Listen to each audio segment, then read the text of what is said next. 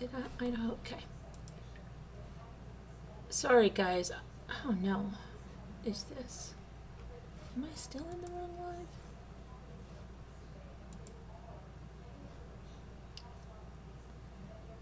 Why is it saying? Okay. What is going on? Let me just tell them we're in another live. It's the wrong live. It went to the wrong live. I'm in the wrong live. Okay.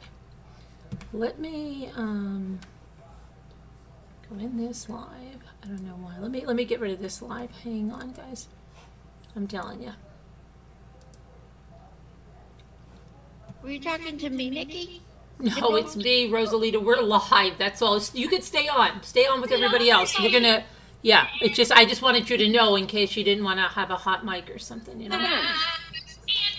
Oh God, something came up too on my phone. Yeah, because I have the wrong live going. I've got to get rid of this one. Let me get rid of this. Get rid of this. Get rid of this. Private. Just put it private. Private. That's it. Get out of here. I'm just going to get rid of it. Delete forever. Okay. Now I'll go into this one, which should be the right live. Oh boy. Hi there. Hi, Mickey. No, I'm here. I'm sorry. I'm not canceled, Mickey. I was in the wrong live. I am very sorry. But we are here. So anyway, my hair, I have to color my hair again, and my hair is just driving me insane. I can't stand looking at it. Here's the new stuff. They've decided that there's almost 5 hours, 4 hours, 45 minutes, where they don't know where Ethan or Zana was after the frat party. Frat party was 8 to 9. Allegedly, they were at the frat party from 8 to 9.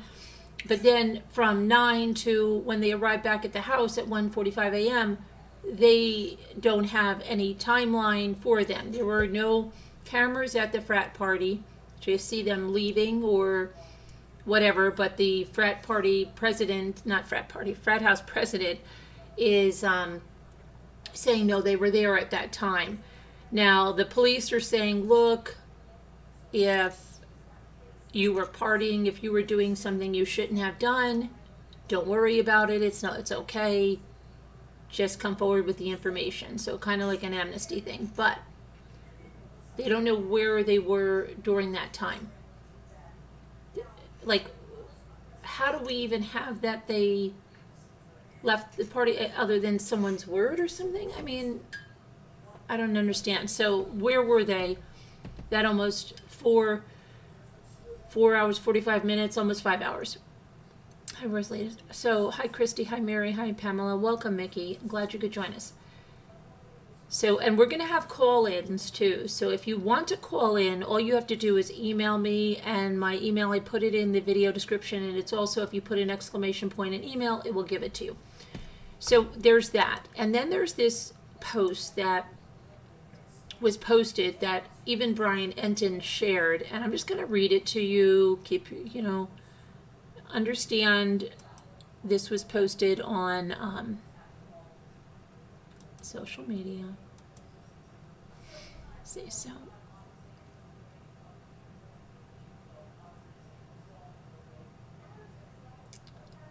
okay, so the Sigma Chi fraternity in Moscow, Idaho, the president said there's no surveillance cameras, but they've told police everything they need to know about Zana and Ethan being at the house before the murders.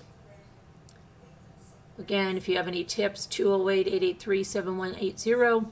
There's that gap in the timeline we talked about, and we talked about the dog being found in the room, never thought to enter the crime scene, okay?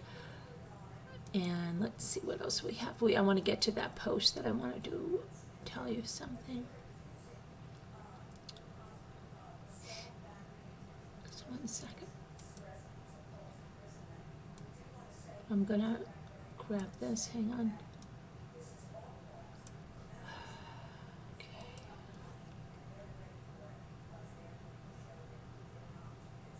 I have this all ready to go. There's also a lot of Kaylee's father's been speaking out a lot, and there's a lot of speculation regarding him. In fact, I saw somewhere where they're like saying like he knows a heck of a lot more about a homicide than most people do, and some things that he's saying are conflicting, like they didn't suffer, but then that Kaylee was the most brutally attacked, and just different things. I don't know. I don't ever think it's, it's not okay just to go at somebody's the victim's father, because you don't know the grief that the man is going through. And I heard someone say today on a video, he is just stuck in that angry phase of grieving. Stuck in the angry phase of grieving? Okay. He's going to grieve for the rest of his life. And the angry phase, a lot of people don't understand, and they're blessed not to understand grief, because it means they're not going through it, and thankfully they've never lost a child. But you don't just go like, oh, this is the angry phase, and then we're going to move this phase and that phase. And when you do that, it's not like the 12 steps or whatever. That's not the way it is. You don't just move through and then complete that, get a little certificate, and go on to the next thing. That's not the way it works. You keep revisiting every bit of that, and you can go in all those things. There's no order. You can remain whatever it is. You don't ever have to be accountable for your grief. It's the first thing any good grief counselor tells you. But anyway, so yeah, then that was another thing I heard today. But let me get to this post here.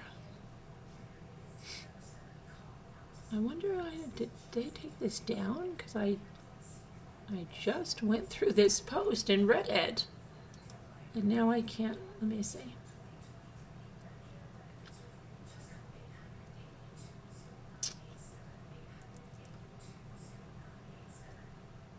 This is weird.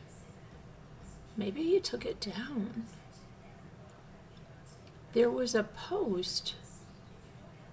Let me just check this.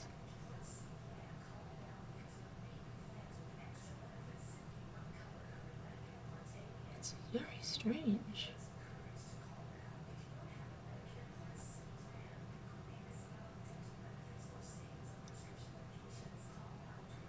Well, there was a post on here that, let me see if I can find that in another place. That is very, very suspicious. Let me see if I have it up on another window.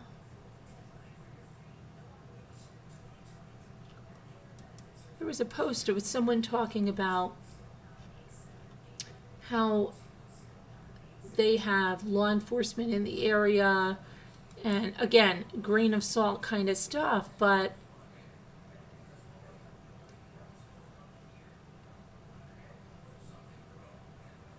okay, so Moscow PD said there have been statements and speculation about the case, victims' injuries, causes of death, evidence collection and processing, investigated with active criminal investigation.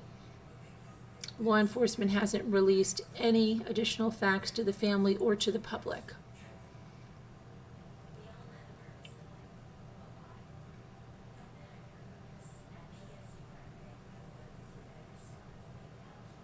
I think it's gone. All right, let me look at another thing here. And again, if you want to call in, email me, and then let me know that you've called in. Because that's so weird. Okay, let me go over here.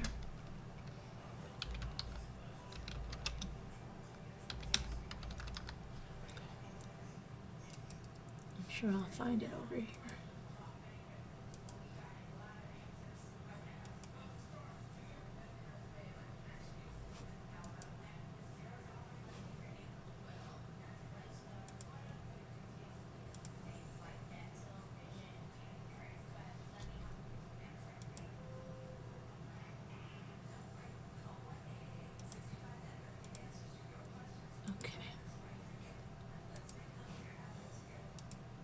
Let's see. Does anybody know what I'm talking about? Did anybody see the post that I'm talking about? Let me go to the chat. Did anybody see a post floating around today that said the person had law enforcement in the area. Hi, Foxy Boxy.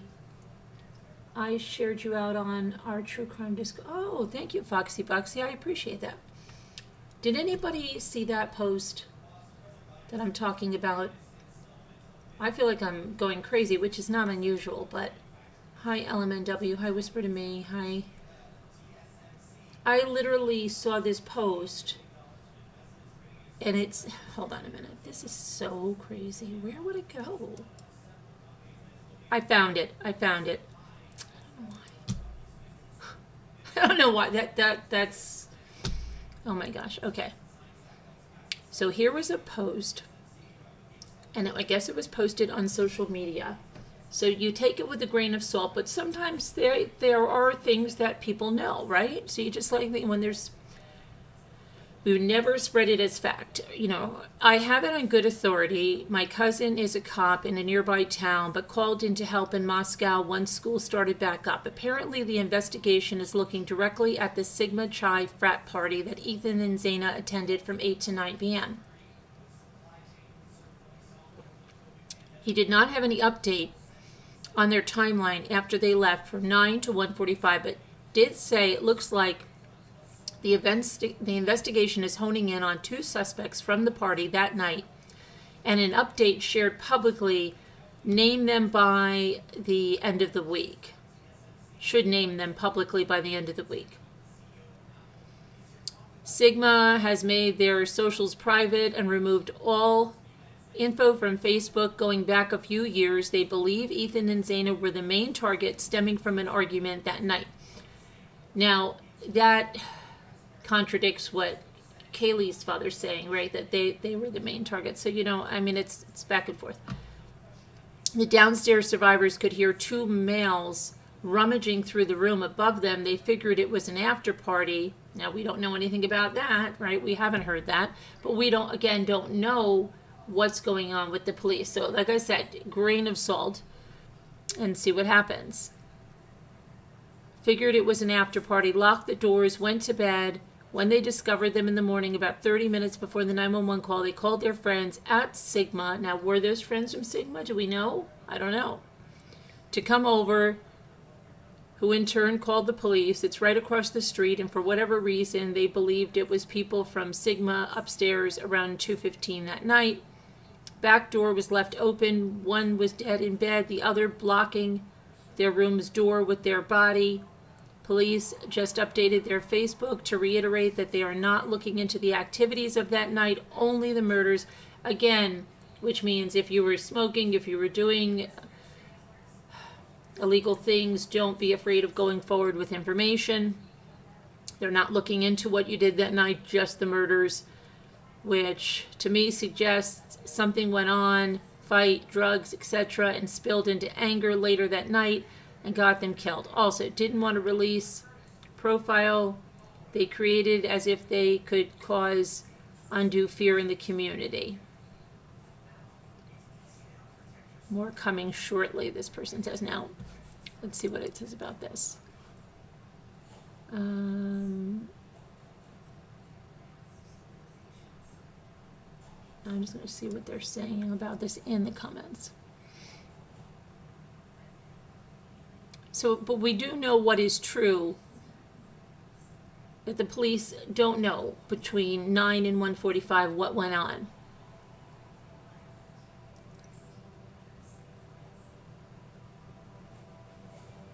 Okay.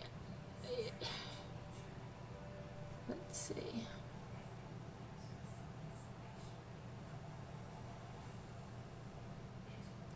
Their Insta was at one point, don't know. Facebook, if I didn't see their Facebook, let's see. I'm just trying to see what, because sometimes you can glean little things from.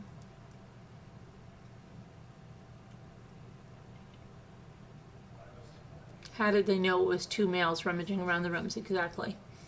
If they didn't see them, how did they know it was 2 males? They heard the voices or what? And we don't even know that they've said that.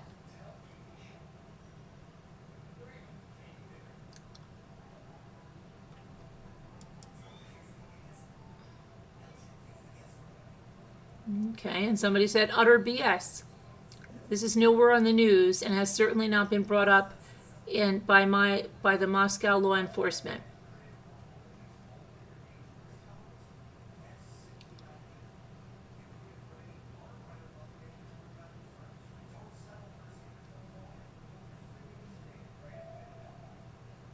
Grain of salt. This person just said grain of salt, just like I did. Grain of salt. So, yeah. Let me see here.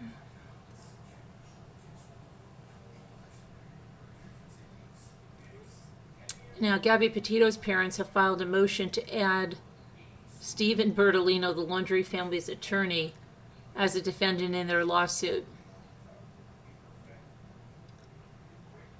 Yeah, it's believed. Yeah, that's good. Okay, so let me just go to the latest over here on this.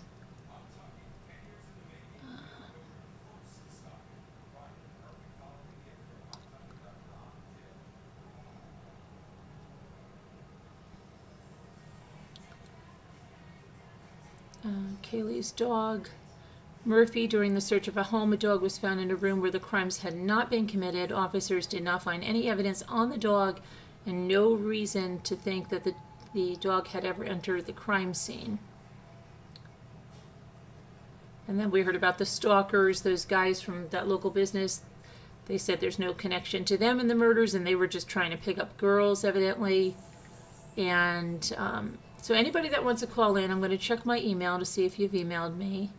And I'm going to open up this panel here for discussion. If anybody on the panel would like to speak out about this, yeah, we just ask for no like crazy speculation and no mentioning of other channels, and that's it.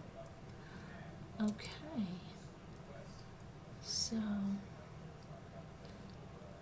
all right, let me see. I don't have any emails yet from anybody wanting to call in. Does anybody on the panel know anything they want to say or thoughts?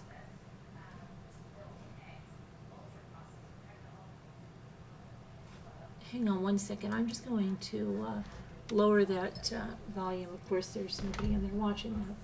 I've got that on for the walls to listen to. I'll be right there. Anybody that wants to chime in on this, let me know. I think that they know a lot more than they're saying. I mean, this was a grisly murder scene. They got to know more.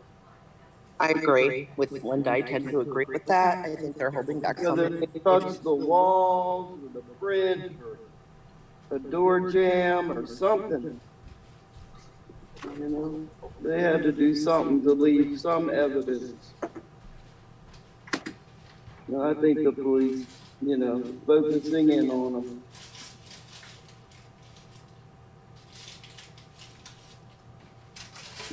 Is it a hunter? I don't think so. Okay, I'm happy. 100% They're really looking at that fraternity across the street. So I mean, we'll hear more. I think more is going to come out, but it is a very strange and it was a very brutal case. I never saw anything take this long. Unless it was a real long time.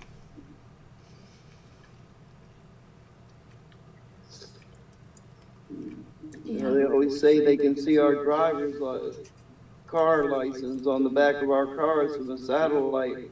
We'll figure this out. Well, that's only, yeah. If they So sad. Mm-hmm. The parents' grief is unbelievable.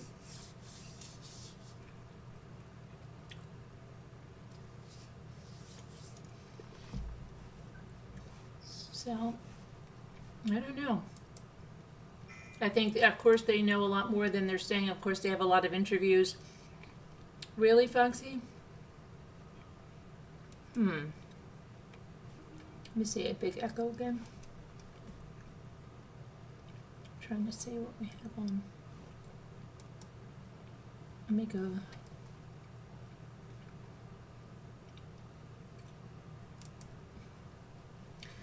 Echo.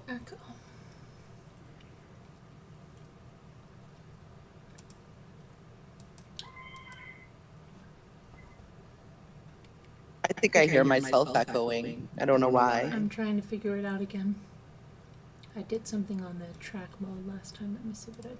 Yeah, you switched the track to 1 or something. 1, 3. Okay.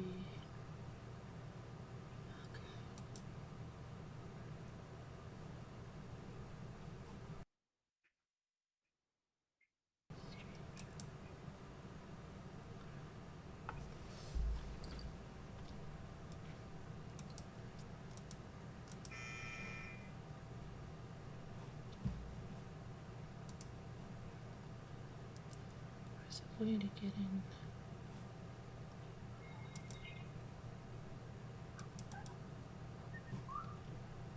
I don't know where I even saw the tracks last time.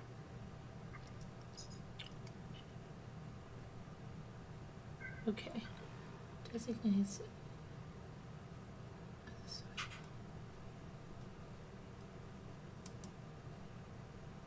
Okay, so why don't I just take. So they're looking at the fraternity across the street. Is that any better, Foxy? Hello? Say something, Linda. Hello? Is that any better? You know, I think of a fraternity, I think of, 25 boys living in a big dorm on campus. How many would live in that house? That's a good question, Linda. Very good question. But that's why I think you're right, that the police do know more, that investigators do know more, but they're not releasing it this time. Right. I mean, anybody does something this horrible, like we've talked about, they have to walk. Oh, it's much better? Okay, gate, a guilty gate, they must look down. If they're showing up with these visuals, the body reader could probably tell what was going on. I don't know. Who would it be? I mean, We still don't know who the like, intended isn't it victim odd was. to go to a frat party and just stay from 8 till 9? Who does sounds that? right. Something Seems a very short time to go to a party, and where did they go afterwards? And did they go? How do we know they left that party? Who's the person that said that they left that party at 9 o'clock? Correct. Does anybody know where that information came from? Because there's no cameras. Oh, I thought they were seen at a food truck. I don't know. No, those are the 2 girls that were seen at the food truck. Oh. Yeah. Does anybody know why they say that they were just there 8 till 9 o'clock? No idea, but all I know is that they were there from 8 to 9, but the reason, no idea. Anybody in the chat know why they say 8 to 9? Was that just somebody's word?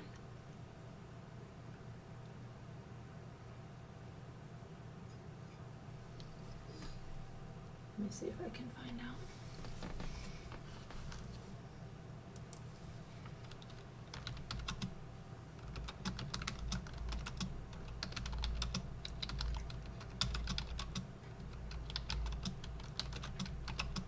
Because it happened 3 weeks ago. Yeah, I'm sure the rumors are flying. Okay, let me see something here.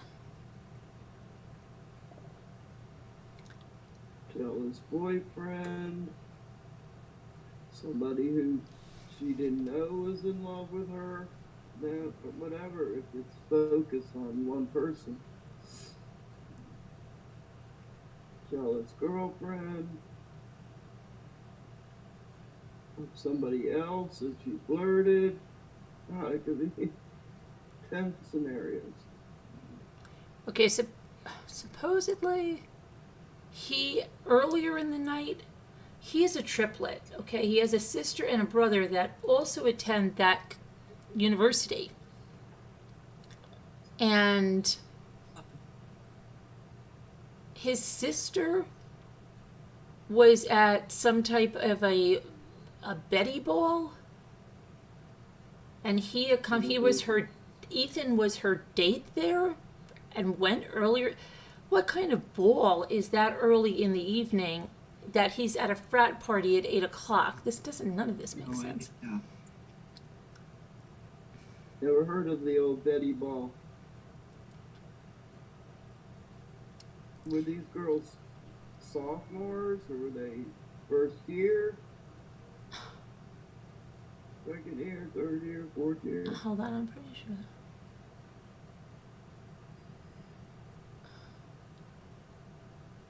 I don't know. Formals are usually from around 9 to 12, exactly.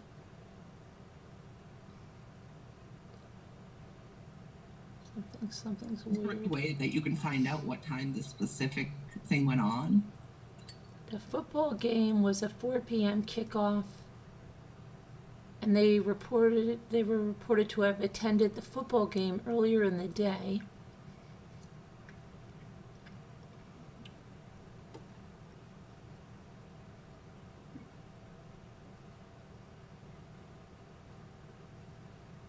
I wonder what drinking age is there. Is it 21, 18? What is it?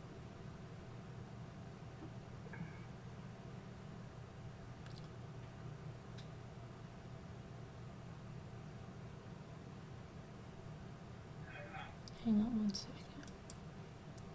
Get something.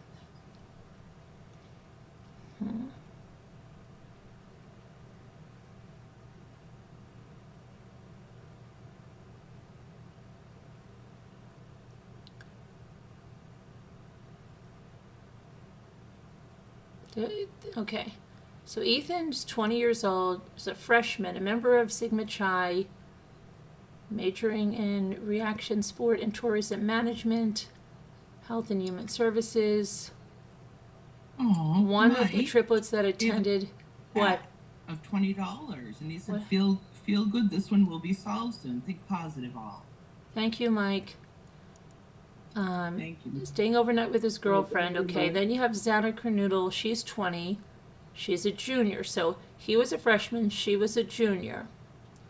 She was majoring in marketing in College of Business. She was a member of Phi Beta Phi sorority. And she also worked at the Mad Greek restaurant. Then Madison, 21, was a senior, majoring in marketing in the same College of Business and Economics that Xana was in, and she was also a member of the same sorority as Xana. Now, Kaylee is a senior. She was in general studies and College of Letters, Arts, Social Sciences, but she was a member of the Alpha Phi sorority. Wilton Manor, Sigma Chi. What? Hi, Lone What'd you say? I Ethan don't know was if somebody- Sigma Chi. I think. Yeah. Ethan was. That's the fraternity. Yeah. Hi, Lone Wolf. Let's see. And Ethan and Xana had been dating for about a year. Let's see what else we have.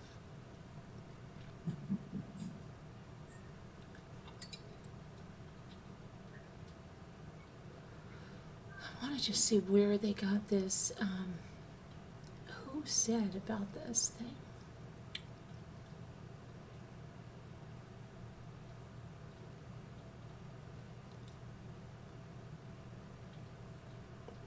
Has anybody said where that information came from? Is that just somebody's word of mouth that they left the party at 9?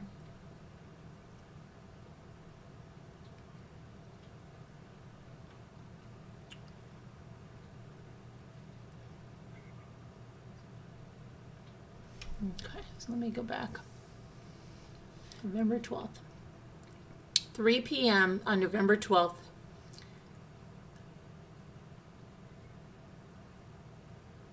Is Kylie's final phone call with her mother. She told her that she intended to be home on Tuesday. Let's see. She had a final Instagram post with roommates. And Ethan attends this dance at a sorority, at his sister's sorority, as her date. The other brother, the other triplet, went with his sister's roommate. So all three of the siblings were together at this sorority dance. But why would a sorority dance be going on so early? That's strange. But anyway. Neighbors heard loud music from somewhere in the neighborhood, did not hear screaming or gunshots. Neighbors report hearing noise from the house Saturday evening, but said it sounded like a party rather than an altercation. And then the Moscow PD states there was no indication that there was any party at the residence. 8 to 9, again, but from who? Ethan and Zena attended the party at Sigma High House.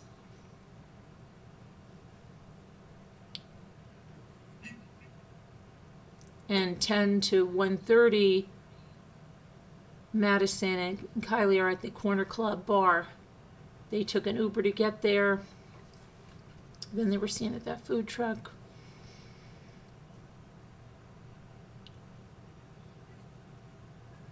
The grub truck, food truck, where they ordered pasta. Manager states they were slightly intoxicated. And 1:45, Ethan and Zena arrive home from the... See, now they say they arrive home... This doesn't make sense. They arrive home from the Sigma Chi party, but they were only there until 9 o'clock. So... I don't understand why this is like such shocking news today that they don't have that part of the timeline. That was all along.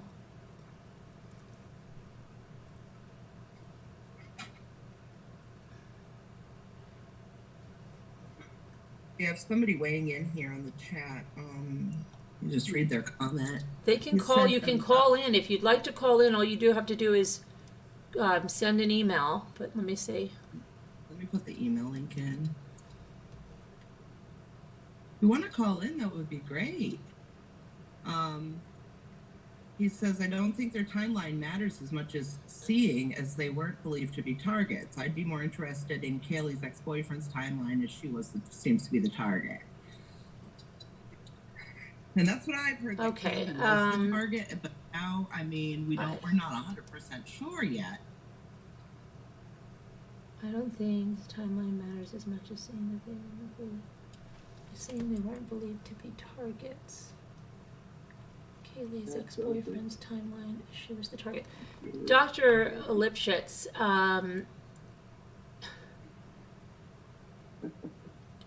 you know Kaylee was the target because her father said she was the target? Because that's the only... The police have not said Kaylee was the target. So where did you hear that from?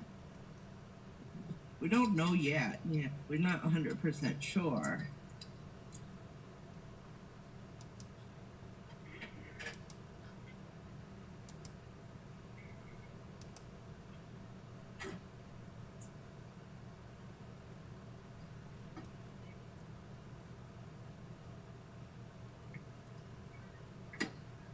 So if you want to call in, the email is right there in the chat. It's Carolyn@truecrimechat.org.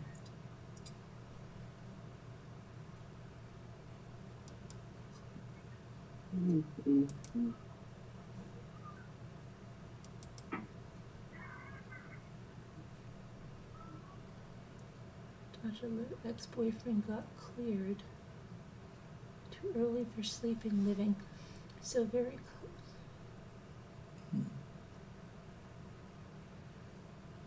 Living so very close, agree. Father said, yeah, okay, that's what I wanted to know. So that's from her father, said it was overkill and he believed she was targeted, right?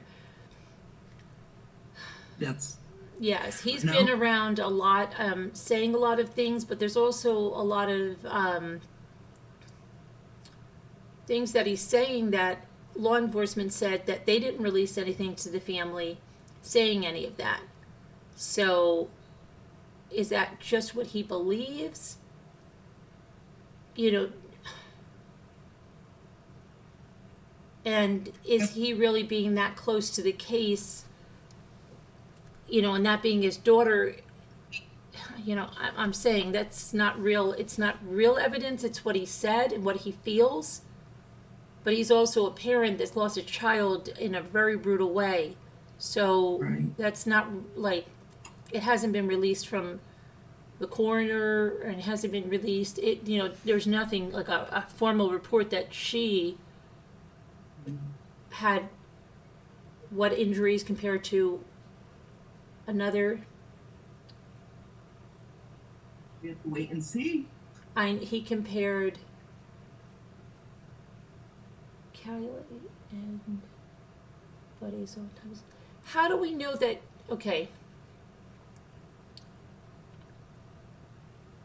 He compared that to Maddie's, but did he compare it to Ethan and to Zaina? I don't know, right? I mean,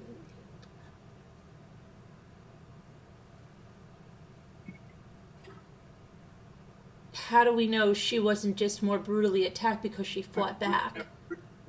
You know, there's a lot of things we don't know. We don't know that she was the target just because her father said it, you know? A lot of people are saying Ethan is the target. But again, it's just people saying it. Now, in the very beginning, you remember they told us this was a crime of passion? So if it was a crime of passion, you would almost say that maybe it was a guy that came and Ethan was the target because he was with Zaina. You know, it makes it sound like another guy had his eye on her or thought something. That what kind of crime of passion would it be? The two girls weren't involved romantically. The only two that were romantically involved were Zaina and Ethan.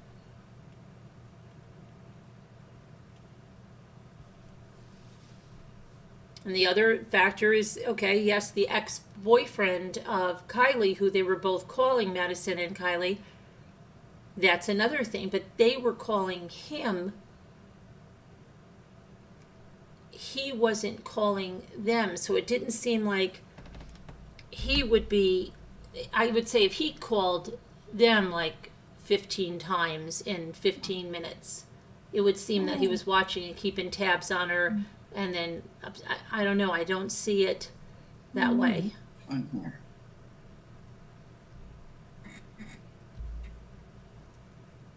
I don't know, I don't see it as very obviously the ex-boyfriend at all, Dr. Lipschitz, at all.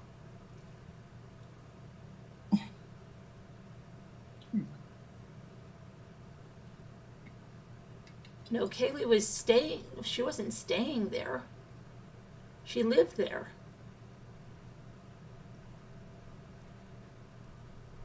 Ethan was the one that was staying there that didn't live there.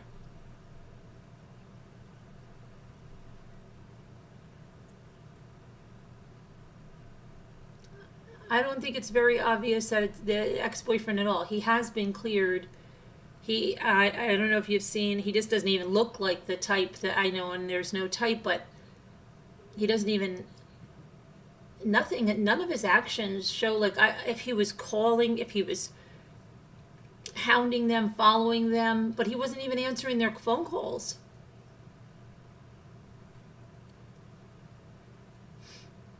I didn't hear she moved out. Did anyone hear that she moved out? Kaylee? I didn't hear any of that. No. No. Where did you get that information from, Dr. Lips? Where did you get that information from? Would you like to call in? Because where is that information coming from? Can you provide that source?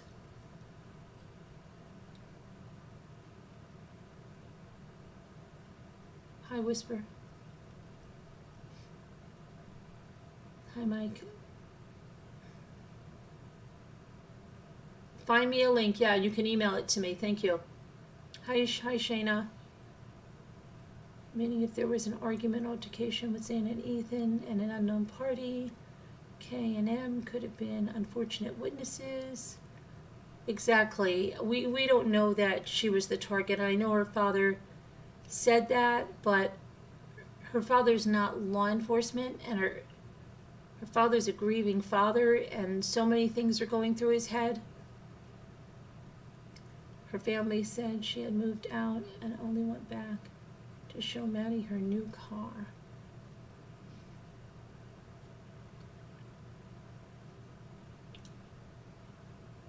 Where did she move to, Teresa? Where was her new place?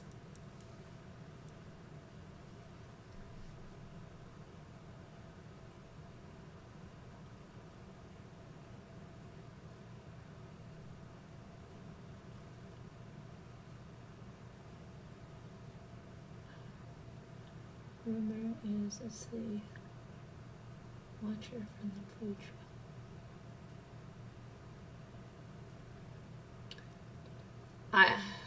They said those people had been bee's knees cleared as well. There's a lot of rumors flying around. There always are with cases like this. She was leaving to go to Texas, snow remover. She was leaving to go to Texas in the middle of the semesters, before the semester's over. That's odd, isn't it?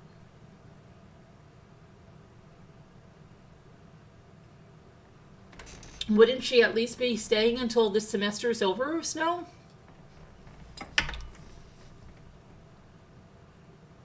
That's a strange time to transfer when there's only a few weeks left of the semester.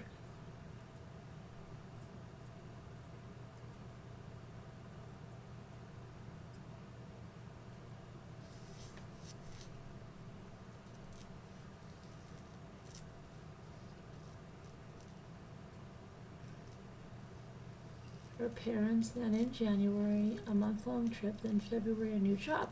See, right away you guys are given two different things. Her parents are saying that, then in January, a month.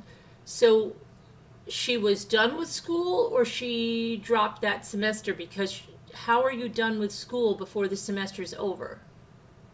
Withdrawal, you can. No, I know, but yeah. I know, that's what I'm saying. I'm saying she wasn't done, like, so what happened? Why would she withdraw, or why would she do anything like that? Was something going on? Because that's very important. Was there a situation that she couldn't finish out the semester? It seems so. Shanna 360 says, I actually have a gut feeling it's more probable that X and or E were the targets, and K and M, Kaylee and... Okay, so you're saying she was already done with school. She wasn't even in school. She had graduated. It says she was a senior, but that's not correct then, you're saying, Shanna. You're saying she wasn't even in school.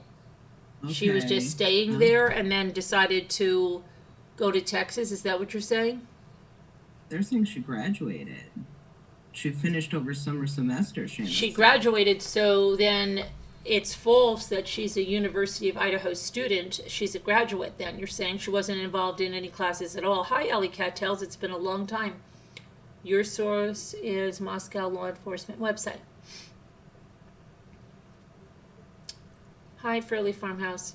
She was only there visiting to see her friends before she moved to Texas. Okay, so she was no longer going to school. She graduated early. Dr. L is correct. She graduated early, and she did live in Texas, they're saying.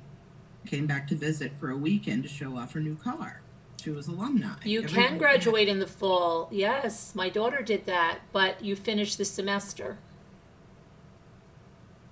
And the graduation is in January, usually for the fall graduates. Yeah, she already graduated. They're saying she was an alumni. No, I was answering Kia. Oh, Kia? Oh, I didn't yeah, see she Kia. said, yeah. Yeah. On live chat. Everybody be on live chat. She was an alumni. Okay, so she was an alumni. Gotcha. She was there to visit Maddie. She was in the process of moving out, and she was selling things. Okay, Allie, thank you. If you want to call in, Allie, send me an email, and I'll send you the number. Carolyn at truecrimechat.org. And there it is. I was just put it in thinking there. about you the other day, Ellie Cattails. Anyone else that would like to call in, just send an email. Why are you angry? Hold on, this is my kid's school.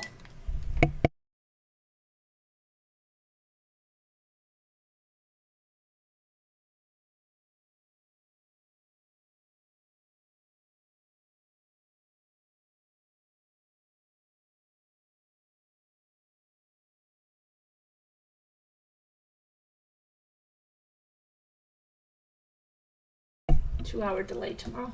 Okay, scheduled. Yes, She came no. to show her new car. Okay, Matt. And she had a text with her mother, right, that she was going to be home on what was it? When did we say she was going home? Wednesday? Thursday.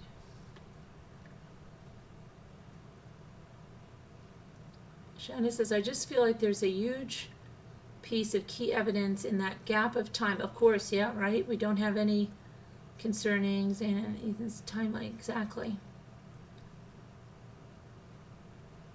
Mm-hmm. Huh. Well, seems like everybody's mostly on the same page here in chat. You know?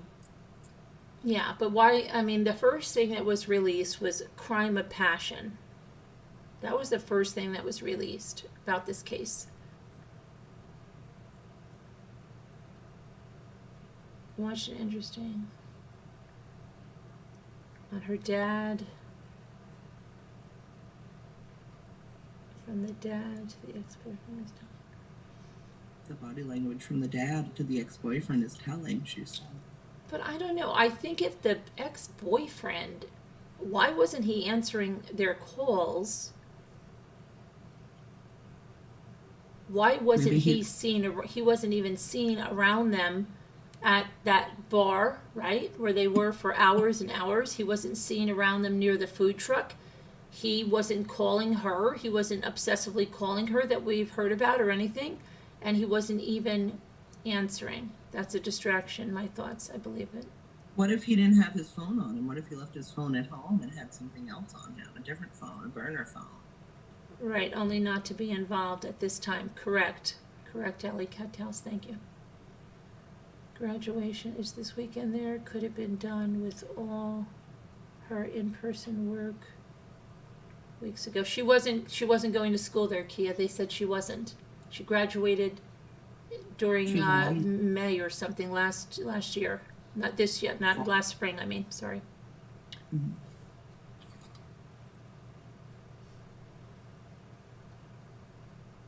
She wasn't going to school there. She was only there showing her car and finishing moving out of the area.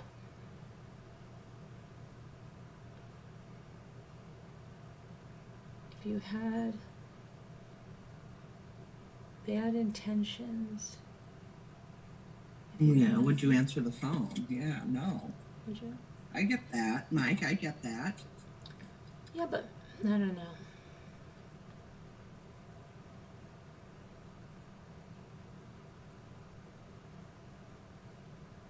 Well, we've seen where body language wouldn't tell us when, if you remember the,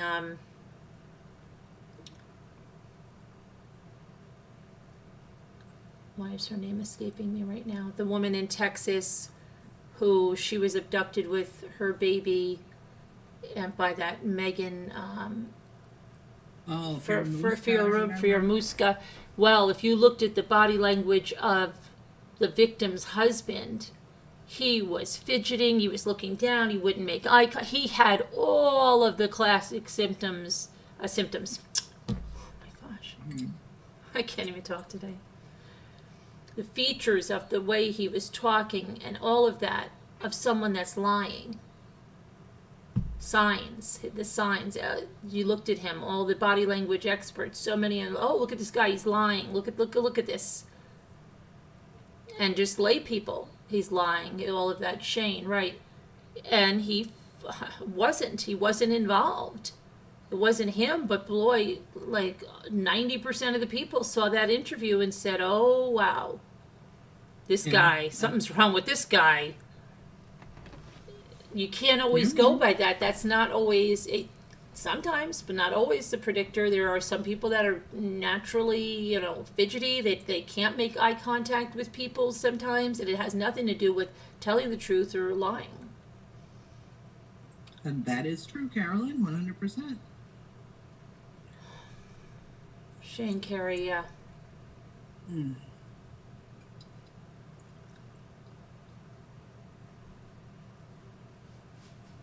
That's kind of true. Well, they are, Dr. Lips, they are pleading right now for information regarding that 9 to 1:45 timeline. They're saying even if their focus is going to be on what happened, not what they were doing. So not their partying. They just want to know what, about the murders in relation to the murders. They don't care if these people were smoking, drinking, whatever the heck they were doing. They're not looking at that now. It's like amnesty for that. But just tell us what things in regard to the murder. Where were they? Hi, Peridot. I was listening to the cleaning one for the last time. I didn't realize you were live. Oh, hi, Peridot. We're talking about the murders in Idaho. It's a tool, like a polygraph. Exactly. It's a tool to look at their language. But yeah, something you can look at, but not something that's 100% or anything, right? Yeah, Kia, that's a possibility. Maybe. We don't know. There's a lot of rumors. Link to that. Go to the Moscow, exactly what Ali Cattell's just told you. Yeah. I will give you that. Hold on. Law enforcement website for Moscow. Yeah. Okay, let me go here.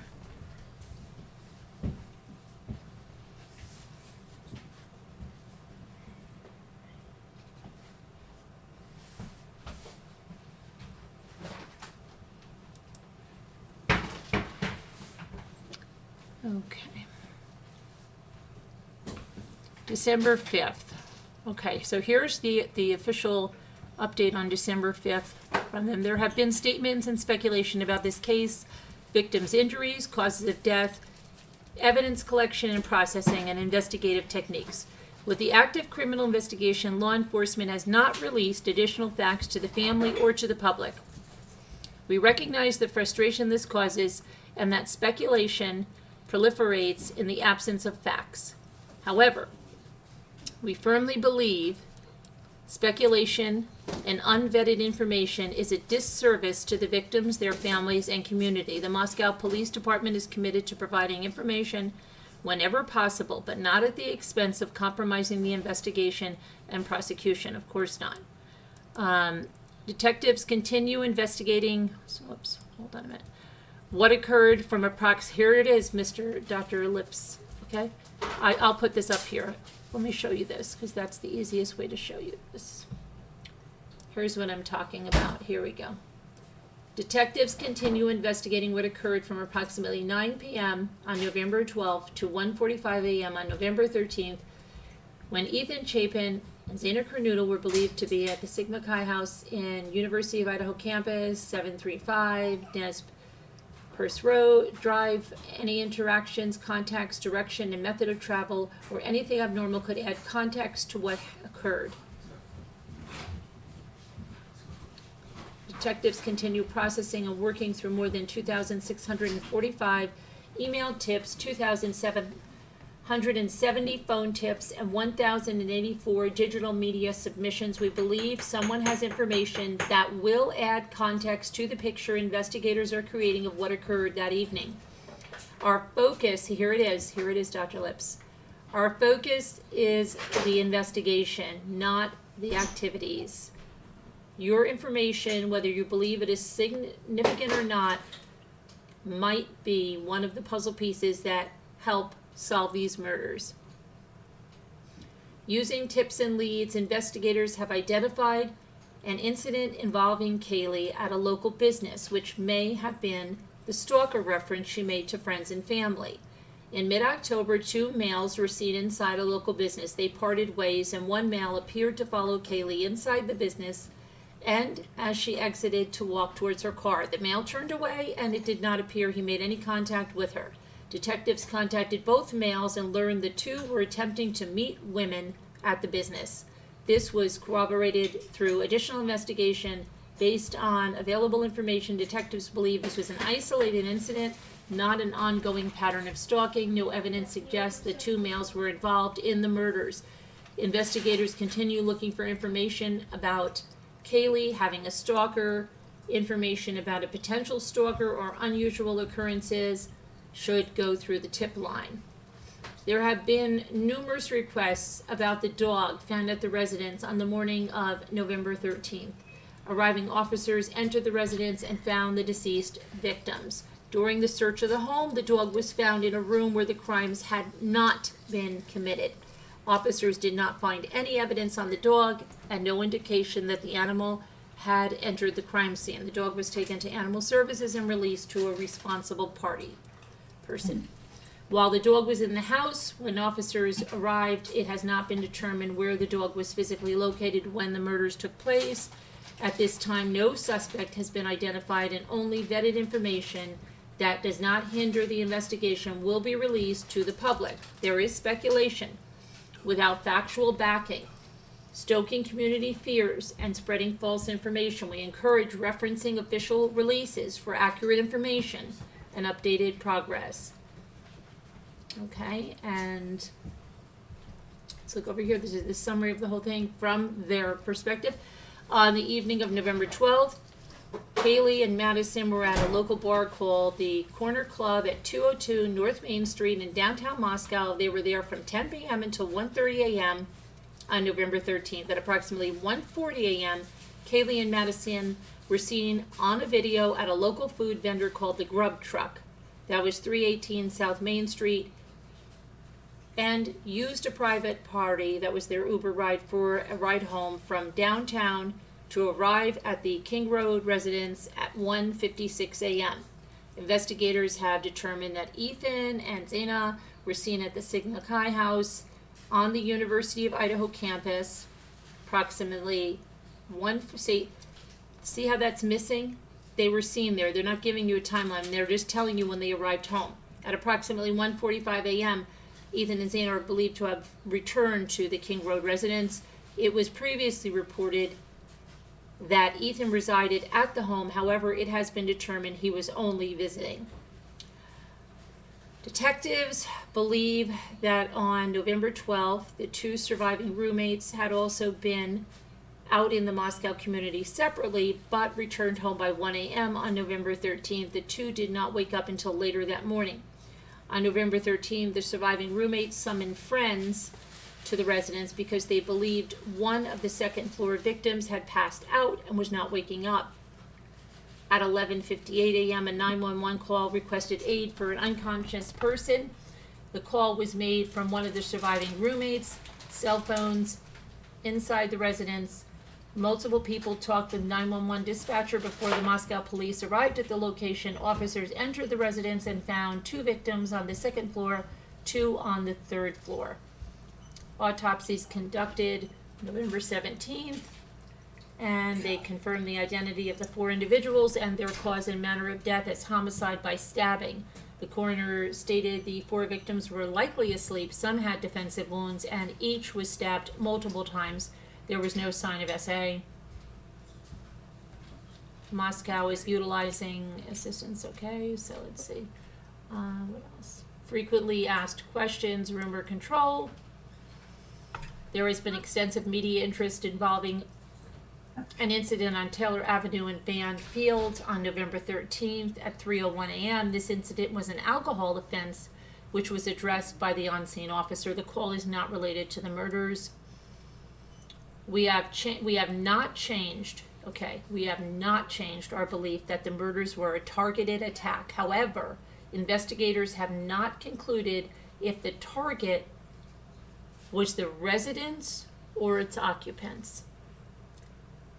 There have been media questions about a September 12th, 2022 incident regarding an argument between a group of people walking on the University of Idaho bike path and a cyclist. It was reported that during the confrontation, the cyclist displayed a folding knife. Both parties dispersed and there were no injuries. The cyclist turned himself into the police. The case was investigated and misdemeanor charges were referred to the Moscow City Attorney's Office. There's no connection between that individual in the incident and the current murder investigations. There have been media questions regarding a February 2022 death on Baker Street. The coroner's office has confirmed the death was due to an overdose. The case is not related. There have been online reports of a red Mustang on South Deacon Street being processed as part of the murder investigation. This information is not accurate and the vehicle not connected to the incident. The identity of the 911 caller has not been released. There have been numerous media inquiries about a 1999 stabbing in Pullman, Washington, and the 2021 double stabbing with one death in Salem, Oregon. While these cases share similarities with the King Street homicides, there does not appear to be any evidence to support that their cases are related. Detectives are aware of an incident of a report of a skinned dog, but do not believe there is any evidence to support it's related to the incident, and that was also a year ago. Now, detectives are aware of Moscow police incident of the report of deceased animals left on a resident's property. This was determined to be wildlife activity and not related to the murders. Online reports of the victims being tied and gagged are not accurate. And you see that? That was something that was going around, and it was even being quoted by news sources. It's not accurate, they're saying. Did Kaylee have a stalker?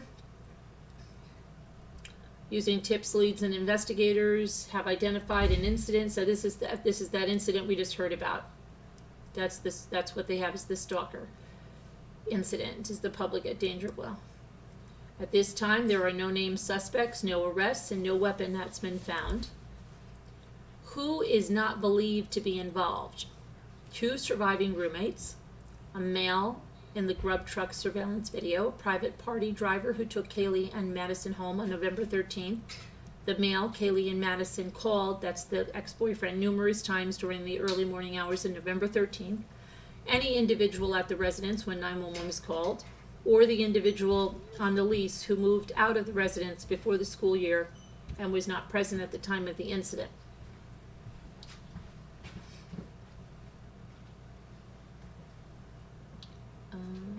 So we went over all that in the rumor control.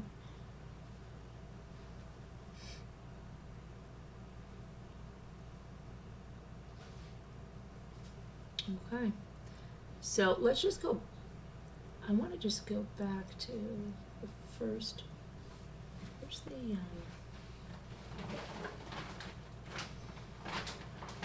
the first press release. I just want to see something. Now, this is from November 17th. I just want to see something.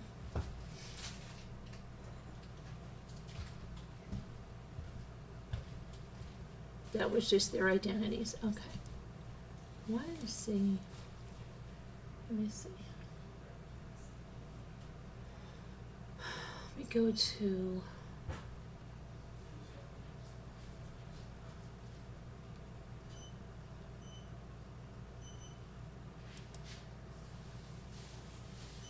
I just want to see this.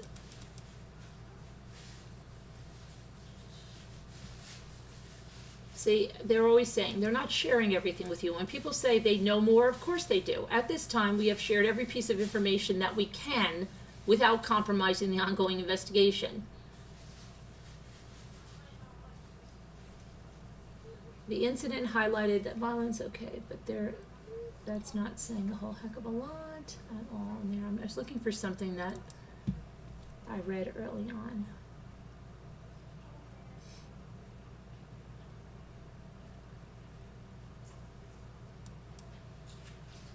As the coroner, we just got that one.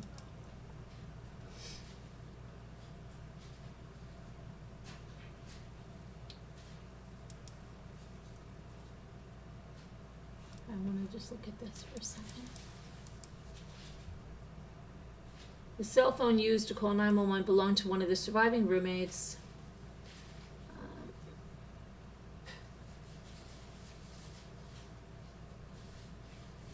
Detectives are aware of multiple phone calls from victims Madison and Kaylee to a male. Detectives confirmed the victims were located on the second and third floors. 911 calls made at 11:58 a.m., November 13th. So I'm matching up.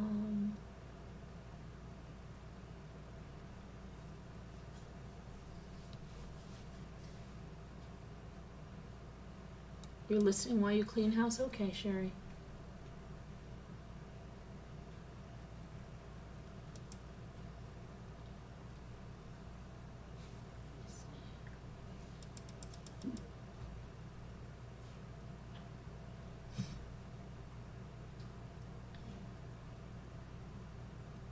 Detectives are releasing that on the morning of November 13th.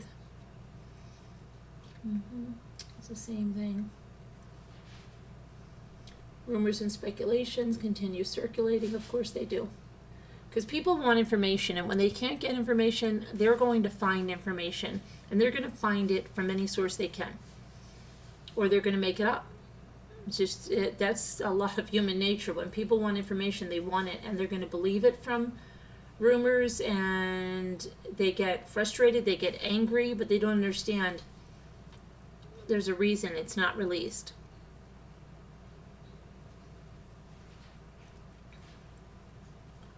So let's see.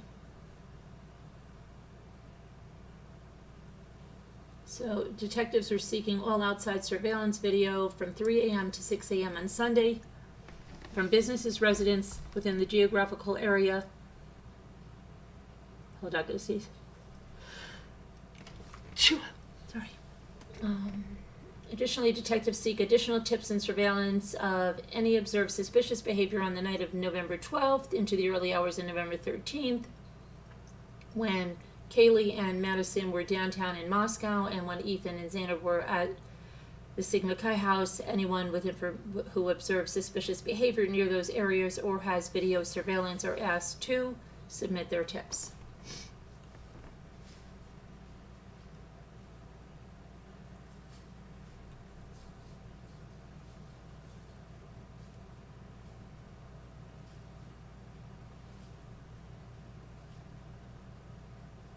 So they were looking for that footage for that time period, but where? Thank you, Sherry. But how much did they receive? We don't even know how much surveillance video. But now the fraternity president is saying they don't have any camera, but they have told police everything they need to know regarding that.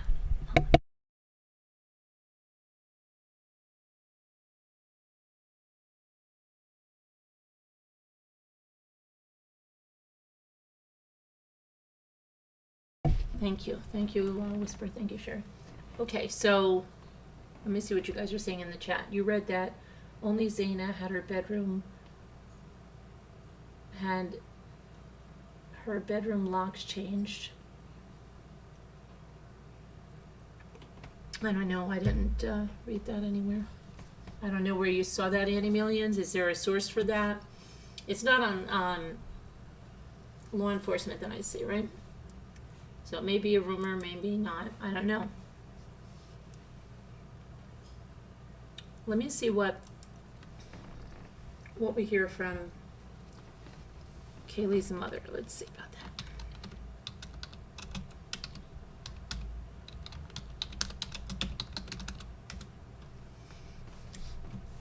Okay.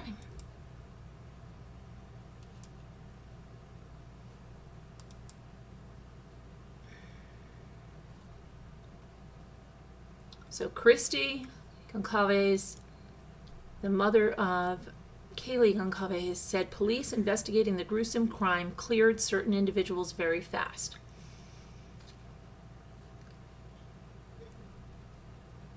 I just feel like there have been a couple of individuals that were cleared very fast, and maybe they should not have been, but they probably weren't cleared, as Allie Cattail said.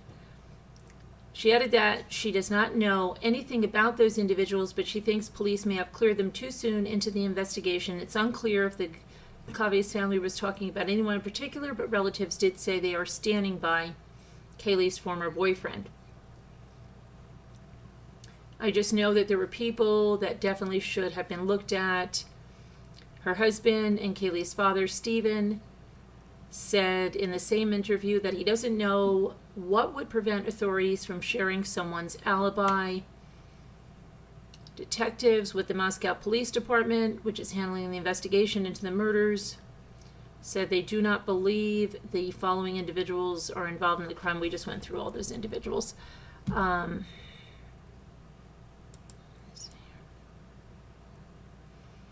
Just because, who said this?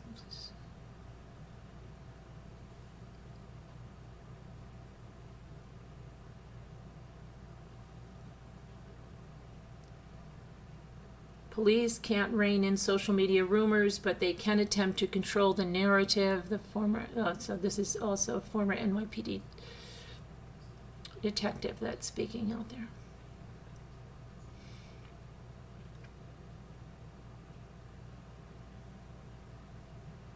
And then I guess according to her parents, Kaylee maintained incredible grades and made friends wherever she went. She was social, quirky, contagious, and a little bit of a goofball. Sorry, Kaylee, it's true. She loved to play pranks on her family. Had one. Where did she work?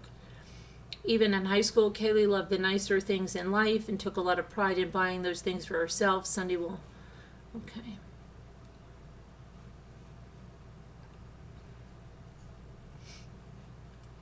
I'm just going to look at some comments here. Sometimes you can learn a lot in comments. I mean, or...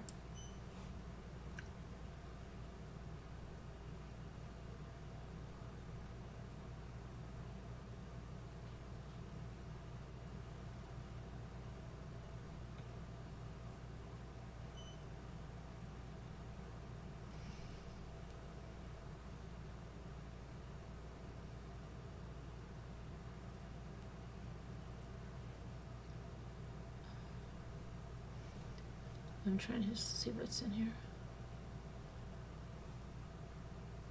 The question most people have can be answered by knowing that the two lifelong friends were sharing an upstairs bed, and a girl and her boyfriend were sharing an upstairs bed. Combine that with the outdoor stairs that led to the upper floors, and most anybody, especially someone who had been in the house before, could have quietly committed these atrocities without alerting anyone on the first floor or the dog. It's also quite possible the efforts by one or more of the victims to put up a fight saved the lives of their downstairs roommates. That's just a comment there.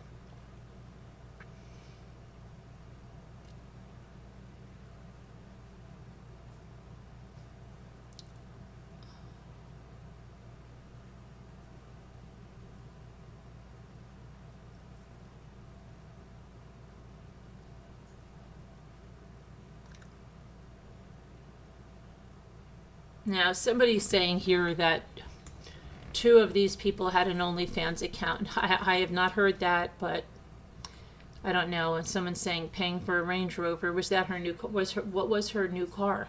Was it a Range Rover? And they're saying that someone could have been a stalker from OnlyFans. But who's heard about OnlyFans?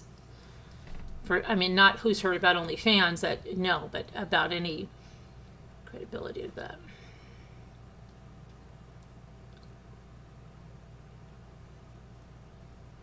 So yeah, the police are zeroing in on the movements of two victims that went to the frat house before the murders, because there's a huge gap in time.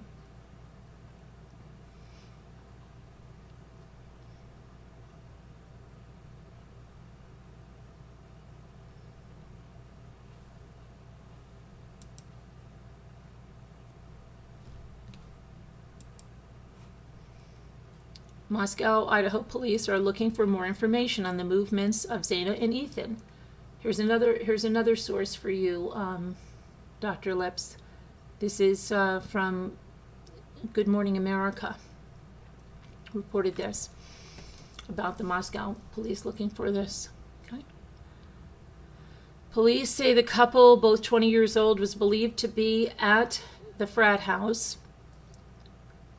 Chapin and Kernoodle's timeline seems to be one of the larger areas that we don't have a lot of information, said the Idaho State Police spokesperson Aaron Snell.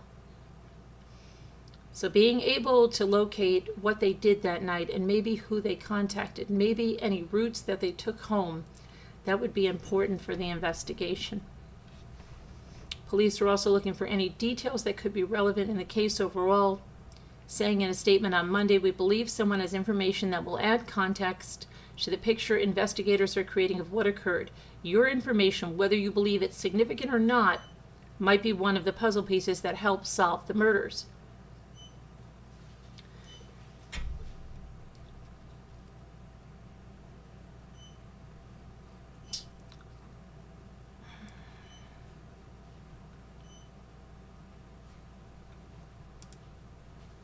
Okay, let me...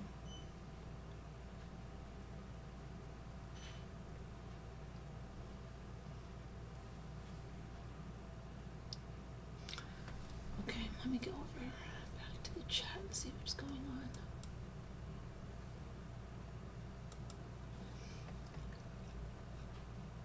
Hi, Auntie Millions. What do you think law enforcement knows? Hold on, let me just make this a little larger because what do you think law enforcement knows that they're not worried about public safety? They keep flip-flopping on it being targeted. Their actions are speaking volumes. They're not worried about the public safety. Yeah, could be.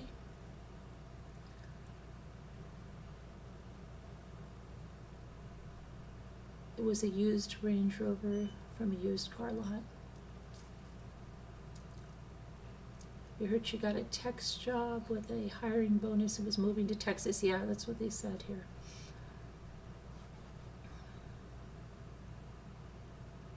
More distractions, exactly, Shayna. I don't believe the OnlyFans stuff either. I'm just trying to explain that there's a lot of stuff, you know.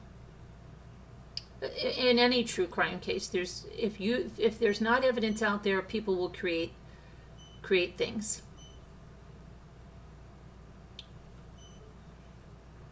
And there's a lot of people that love conspiracies, love to weave a story together. They do. See it all the time.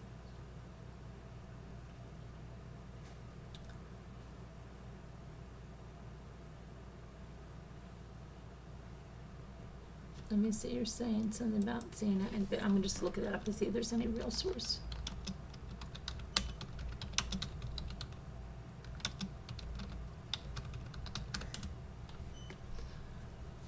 Let's see.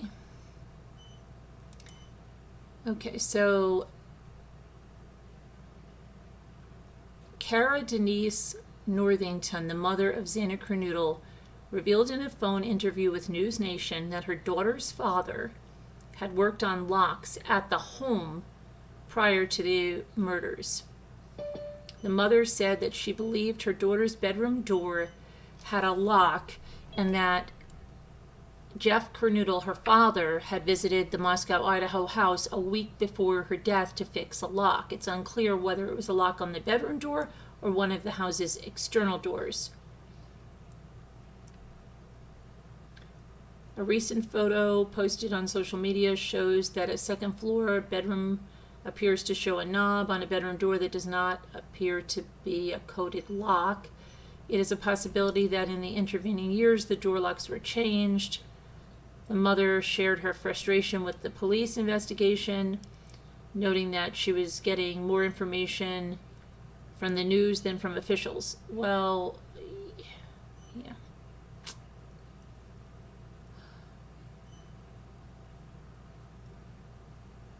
Let's see what else. Two surviving roommates, Dylan Mortensen and Bethany Funke, were also asleep on the first floor. They made public statements. For the first time, police revealed for the first time that a sixth person may also have lived at the home where the students were murdered, but then they just said that we already got that over there.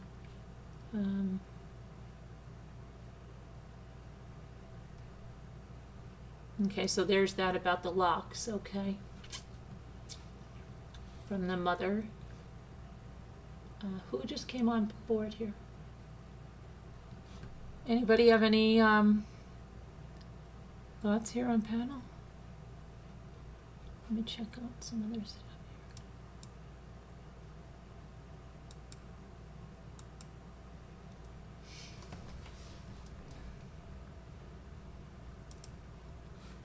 I'm gonna put some people in the waiting room. Why am I? Can I put this? Can I put this in the waiting room?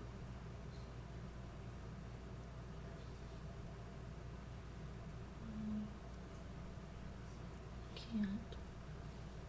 Okay.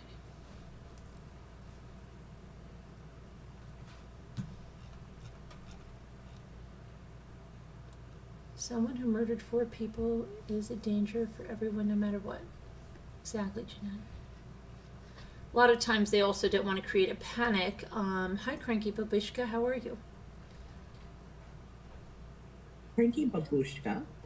And one of the only first-hand sources for this public can decide for themselves if Hoodie Guy, alleged Jack S, is sus. It's one, okay, hold on. What? Allie, do you have another post somewhere? It's one of the only first-hand sources for this that public can view and decide for themselves if Hoodie Guy, alleged Jack S, is sus. I don't understand your post, Allie. What is one of the only sources? What are you talking about? What's Allie talking about? I wish you'd call in. Let me see if anybody emailed. Because I don't know what you're talking about.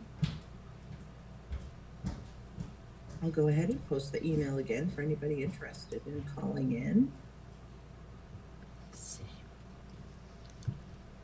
And thanks for being with us here today. Yeah, Cranky Babushka says, this is so horrible and scary and sad. That small community must be so frightened. I can't even imagine or begin to imagine. Did anybody email you, Carolyn? No, not yet. Hi, Flo on the go. No, not yet. Chris Ree. Ooh, Deborah Vancouverden's here. I'm curious as to Deborah. hear what her take is on this. Driving. Can someone ask her to scroll up? I did, but I didn't see anything else from you. All right, let me take a look. I'll look. It might be one of those comments that's not showing up, Allie. Certain words, they won't show up. So No, I'm gonna look, Allie. I'm looking. Okay, it's one of the comments. Oh, and parents also spread a lot of rumors. Is that what you're talking about? No, she said it's one of the only first-hand sources for this. No, I saw that, but I'm asking what is the first-hand source? That's what I asked her. Oh, yeah.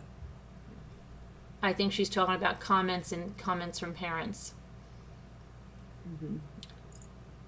Oh, TikTok, Auntie. I don't. TikTok and true crime for me, it's like a rumor mill. I don't like it. I think nothing but just encourages speculation. One thing I think would stop rumors is if they release the alibis of some of the ones who were cleared so quickly. Yeah, but there's a reason they're doing what they're doing, you know. The grub truck. Is that what you're saying? You can barely hear. Well, the only person on panel that's talking other than myself is Nicole. You can barely hear Nicole?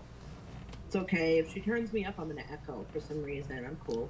'Cause I don't have you turned down.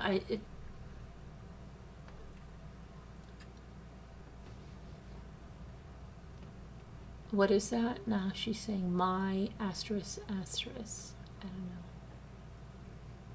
I don't know what that is. Mm-hmm. Not TikTok. No, you said something about a food truck or something. The food truck video on Twitch. Another thing, did you read Shanna's comment? Another thing is if killer did enter through the top sliding glass door balcony, he could have stopped at second floor because he was exhausted or snapped out of his rage at that point. But they don't know for sure where he entered or her. Yeah, Or, we don't know for sure where they entered.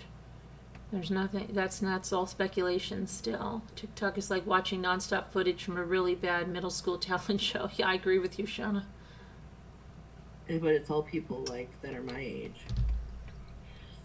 Or older. A lot of older people too on TikTok.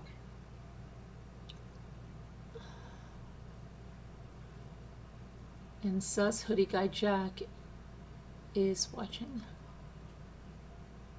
Sus hoodie guy Jack. Jack's the ex-boyfriend. Right. Cranky babushka. A lot of rumors, huh?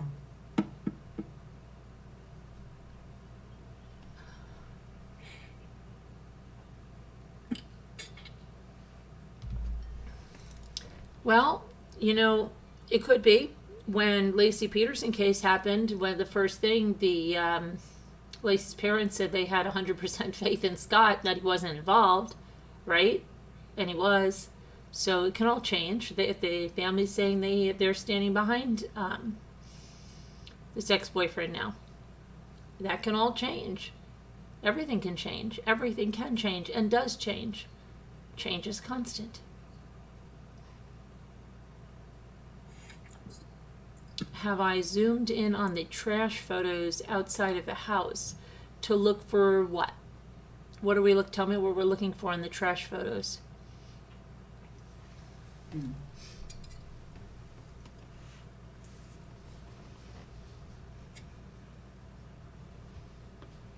It looks like someone trashed grocery store flowers in there. Let me give you a little tip, and it could be that it's really in the picture, but let me give you a little tip. There are people that will Photoshop crime scene photos. We saw a lot of it with the Watts case, and then post it as if it came out of the discovery, and it didn't. So you always have to be careful.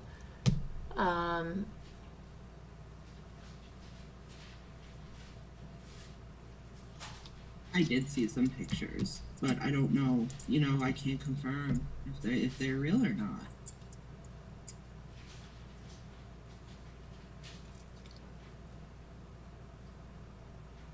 Did I miss it all? No, Kevin, you didn't miss it all. We're just talking about this case. Now, hold on a minute. Remind me, Kevin, I have to talk to you about coffee. I have a coffee question later.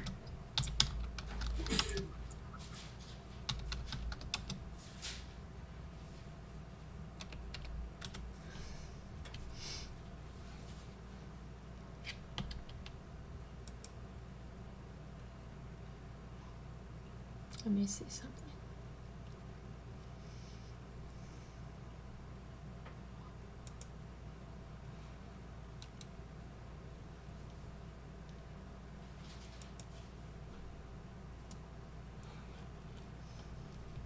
Are you talking about garbage here?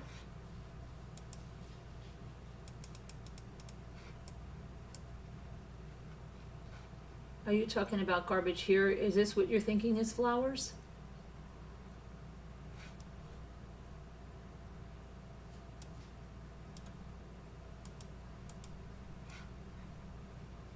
Is that what you're thinking is flowers?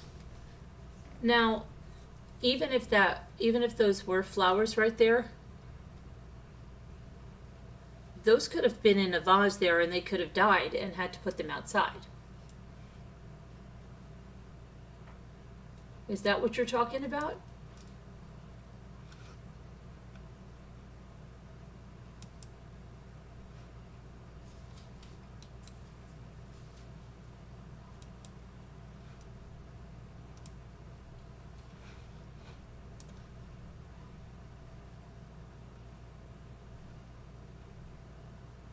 There's a lot of like junk around all over. Look at this. I'm surprised that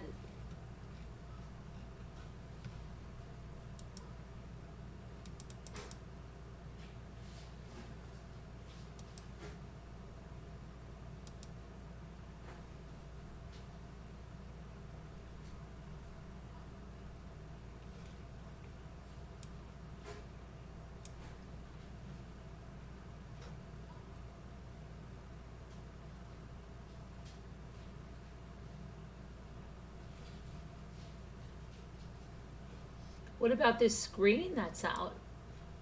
Nobody said anything about that? That screen out of the window? Why is that out there on the ground like that?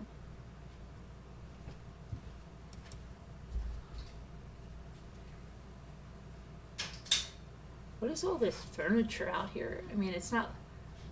I'm surprised they didn't have like coats or something. Aren't these like I don't know. There's a lot of trash, a lot of debris.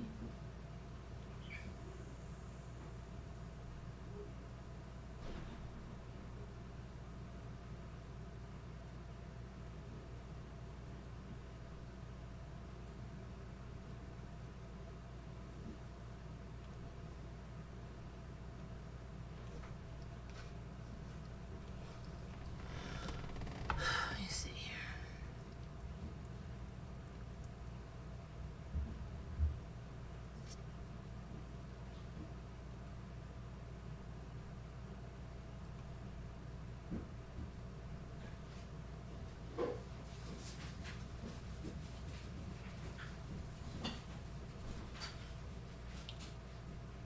Trying to look at something.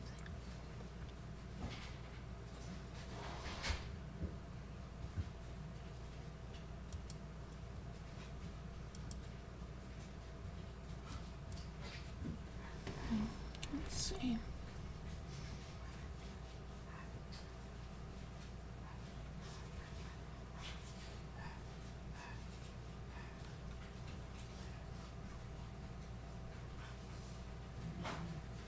I'm just trying to get something. Hang on. So, this home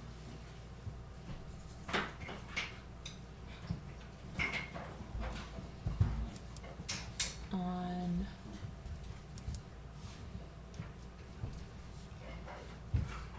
this is Trulia, which is a real estate site. So you have this big apartments or dorms or whatever they are back there.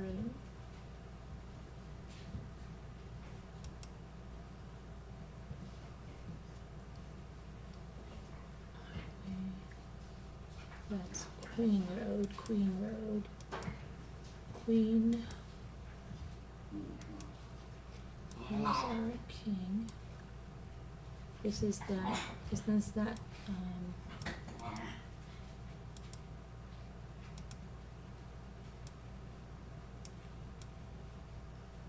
why is it all, what are they doing here? Who put this blur in on this?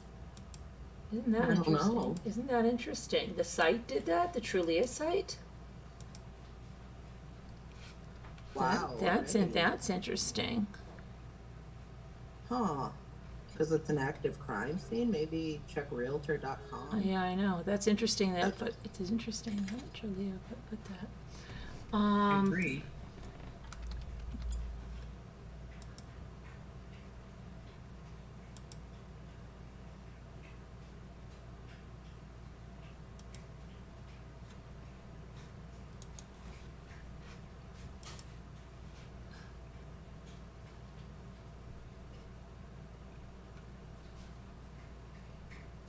Apartments. Okay, here's the site. So this site is saying fabulous location right next to campus. 6-bedroom, 2-bath, 3-story home. Has more living space than you will know what to do with. Tiled entry, large newly updated living room with laminate flooring, and a nice private, nothing, he didn't put anything. Lots of large windows throughout the home, bright open rooms, bedrooms offer plenty of privacy with a varied floor plan. Master bedroom has a balcony deck. Large kitchen has a dishwasher and sliding door onto a back patio. Washer dryer included. Large driveway with plenty of off-street parking. Tenant is responsible for all utilities and a monthly $75 grounds fee. Rental terms, rent $2,095, application fee $35, security deposit $2,095. Pet policy, cats not allowed, dogs not allowed.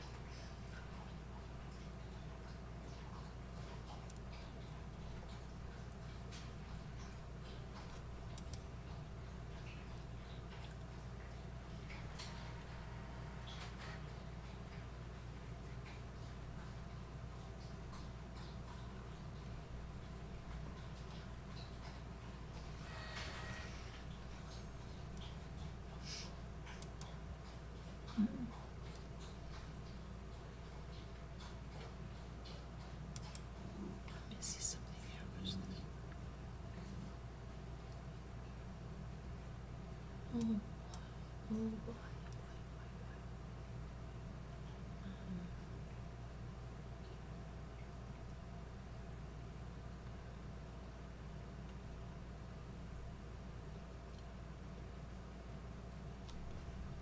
Okay.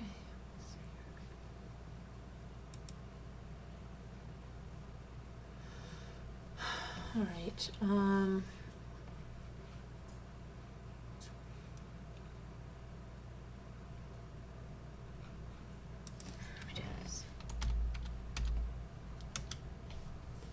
Just trying to do one other thing, guys. Just one other thing.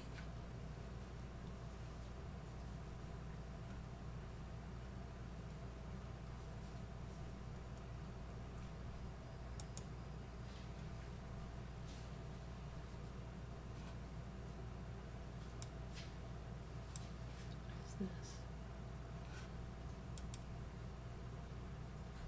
Okay, so did she ever answer me on those flowers or not? What she thought were the flowers? Was it what? Anti-millions? Where's the trash? Are you talking about this?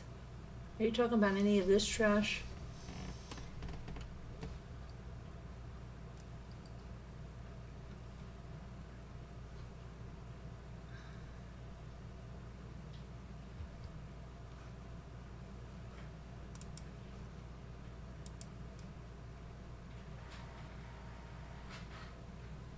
That was on the 13th. This officer was guarding the door. There is a Chinese food container.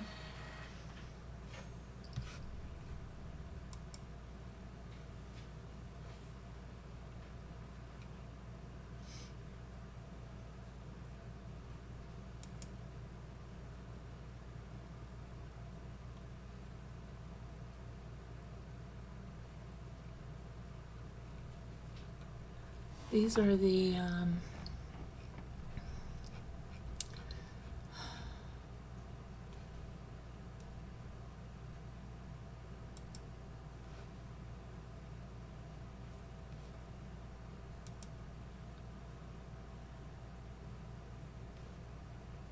let me look here for something.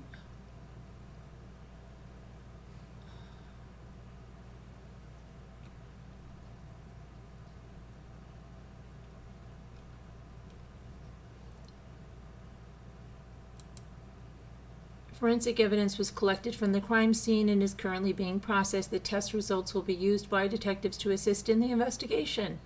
As this is a criminal matter, much of the evidence will not be released to the public.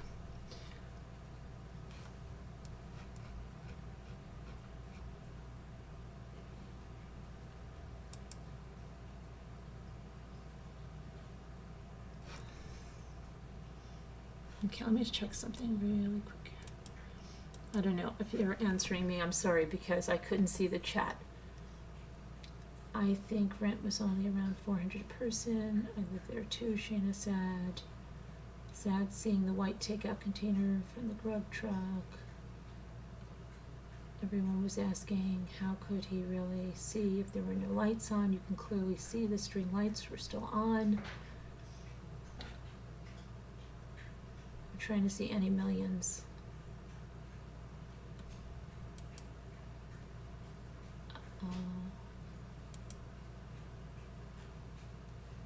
What happened?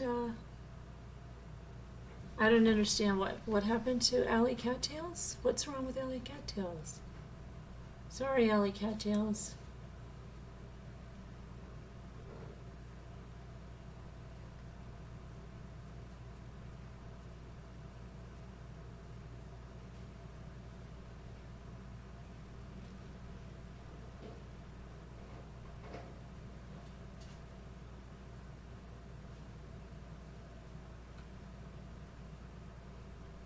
Hey, Annie Millions.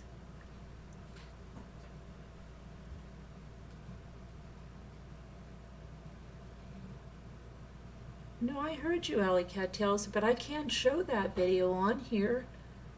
That's not my video to show. I don't show other people's content. Anybody can watch that.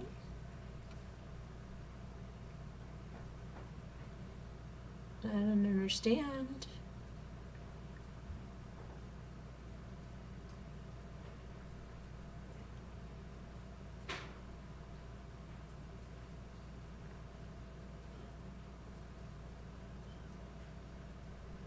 Okay, bye, Alley Cattails. Come back later.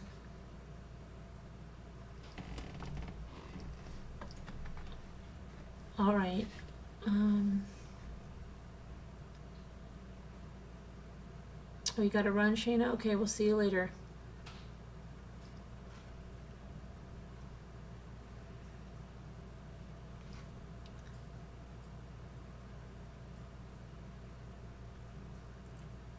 You don't know any info about the killer or details of the crime other than what little the police... Yes. Exactly, Shanna. It is, but... No, Captain Lee. It's just about this big block of time from the frat house.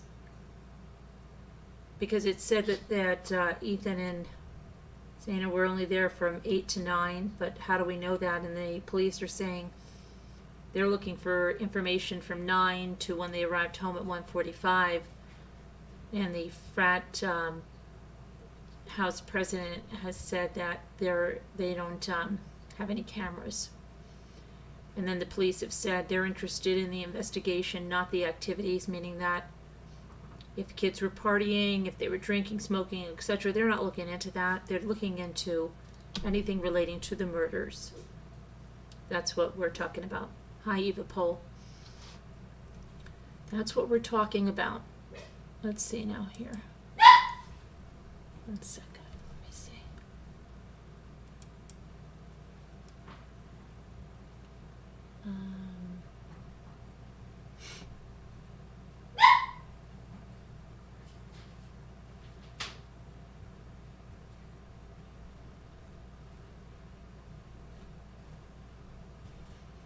Okay. Let me pull up some stuff here. Let's see now. What is this? Daily Mail. Okay.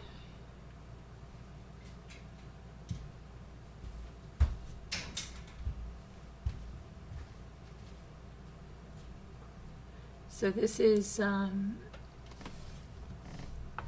hang on, Jeff, father of Zana, revealed that his daughters,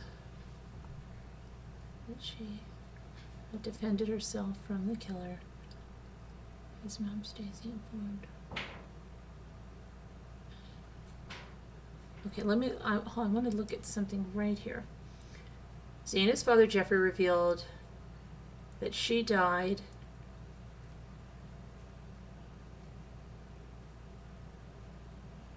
defending her life. He informed that a post-mortem stories confirmed that his daughter's pores and skin confirmed bruises torn by the knife.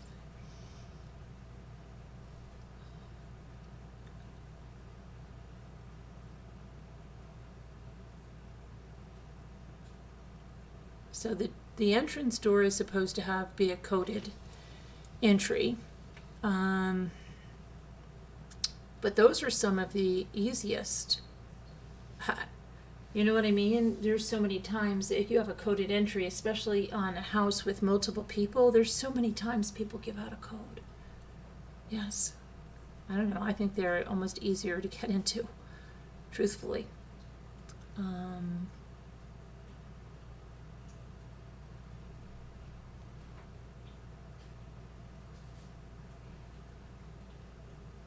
Two sliding doorways on the property. One is off the kitchen, one is on the second is connected to a balcony off of the main bedroom.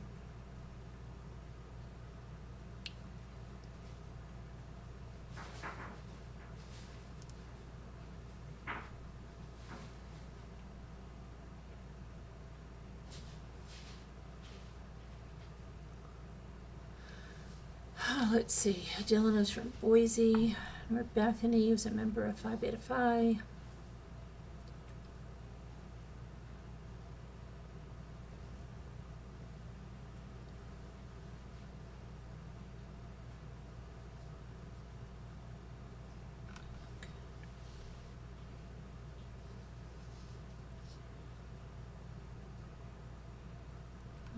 Let's see. I want to see one other thing here.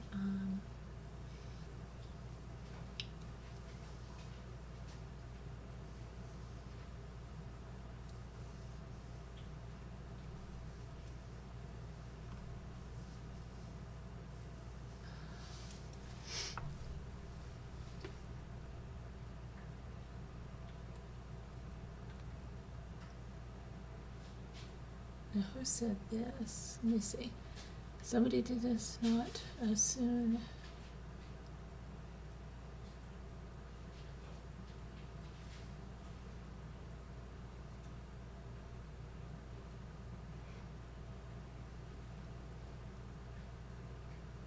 Victims' households. Okay. Ethan's father stated the silence additionally compounds our household's agony after our son's homicide. Kaylee's sister, yeah, I mean, you can understand, I'm sure. They want justice for their kids. They're going through tremendous grief that'll last the rest of their lives. Oh my gosh.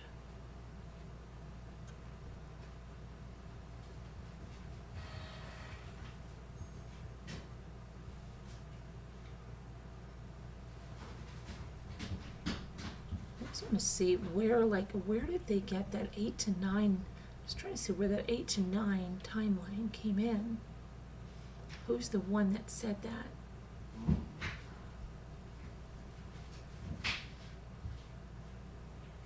You know? Who was the one that's saying that? Hold on, let me see something.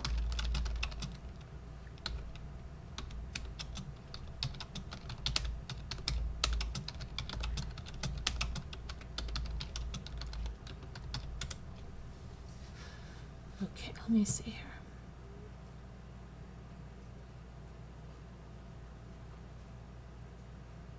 To 9 p.m. How? Who said that? Who said it?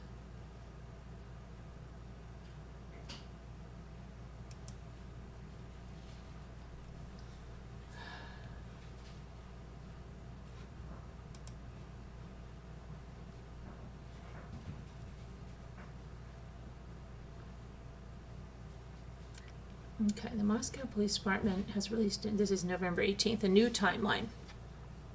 This is the 18th of November. They're saying 8 to 9 p.m., but so they may have information that maybe something, a location data on the cell phone or something that they left that party. I don't know.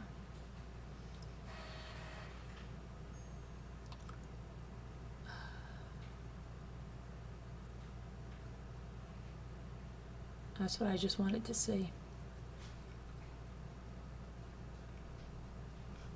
That's all I wanted to see. Okay, let me go over here. Something that bothers you is how anyone slept through this being killed. Well,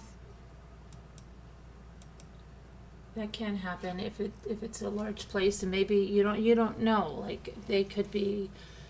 It was a weekend night, maybe they drank, maybe they were sleeping hard. Some people do sleep really, really hard. I told you the story where there were fire trucks in my driveway early on, and everybody in the house slept through it, and the house across the street burned down. Sirens, everything. None of us woke up. 2 babies, too. My daughter and Ray. Nobody woke up. Husband, nobody.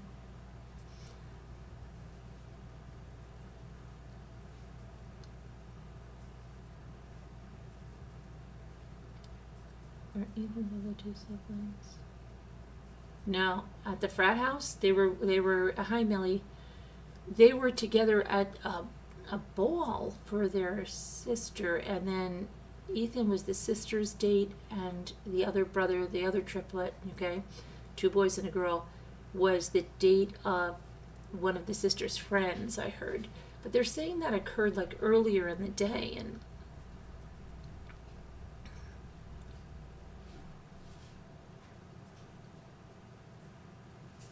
or just a really hard sleeper. I'm telling you, Captain Lee, I would drink anything, and I.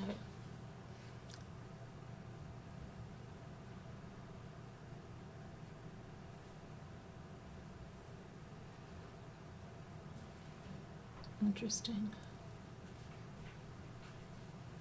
So, I don't know. But anybody else on the panel have anything to chime in? I'm going to move you all to the waiting room. You're quite the panel.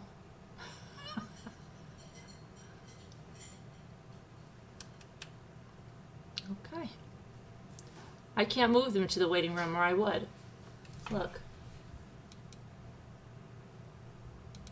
Can't put them in the waiting room. I'm here. You don't have to move me anymore. Oh, okay, because it's looking like pretty bad here.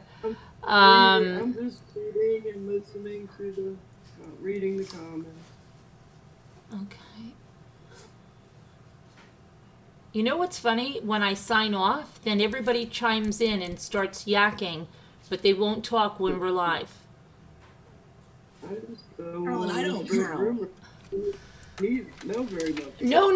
I'm talking about the cases, like even about Delphi and stuff. When I sign off, everybody comes on and they start talking, and I'm thinking, like, why can't they do this on a live? People would be so interested. You know, I don't count because I don't stop talking, so I am excused from this whole scenario. I don't. I'm here, Carolyn, but I just don't know much about this case other than What I've learned from you. I Same learned girl. it too. Yeah. Same. Delphi, Deborah knows a lot about different cases. Is Deborah here? Do you know anything about this one? Yeah, you can have all that salmon, hon. My daughter likes salmon. And, sorry. Deborah knows a lot. Did you get any emails for people who want to call in? Nope. Hi guys, I just got home. Hi, Margot. We're talking about the Idaho case, Margaret. And we're live. Oh yeah, tell Margot we're live. No, I turned YouTube on. I was listening on my way. Oh, okay. I just think all we know is rumor. I'm the angry father. I'd be furious. Now I'm eating cookies.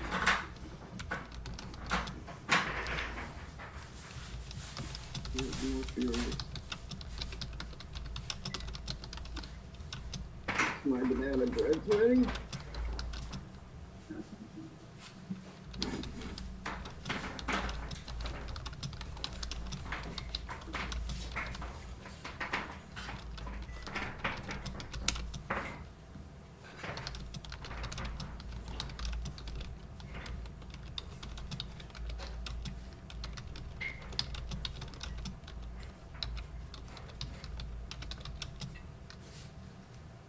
And Kevin says he's watching a lot on it.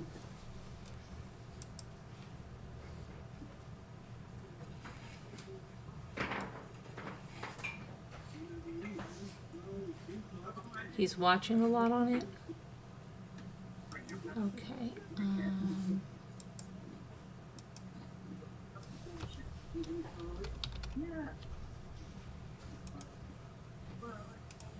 Okay. Let me see here.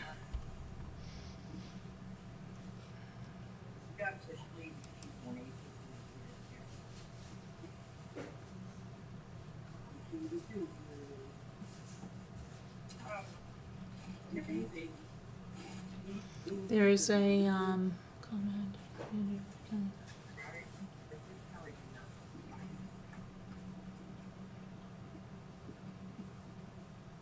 Disneyland. I don't know. There's that. Oh, Linda, we gotta mute Linda. She's having conversations there. Okay. With this family.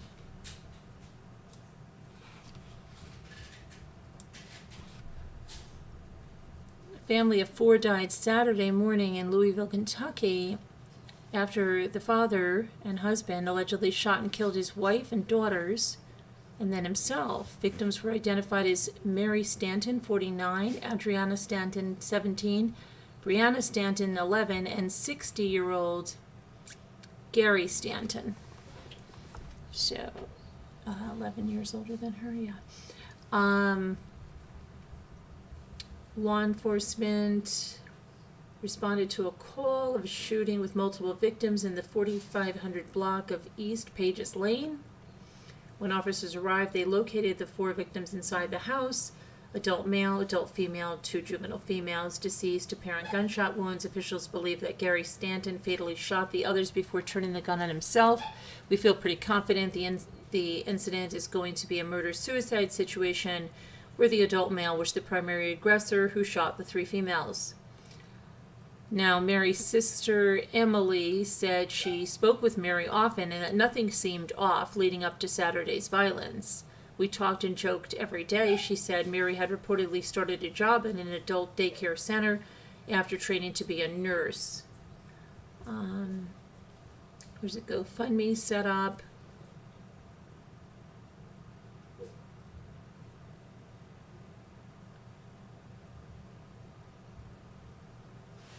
Emily said that her 2 deceased nieces were bright and full of promise. The elder child, Adriana, was a high school senior planning to graduate in the spring.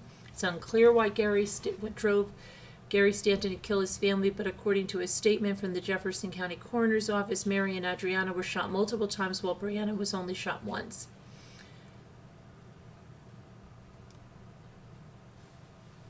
It's crazy.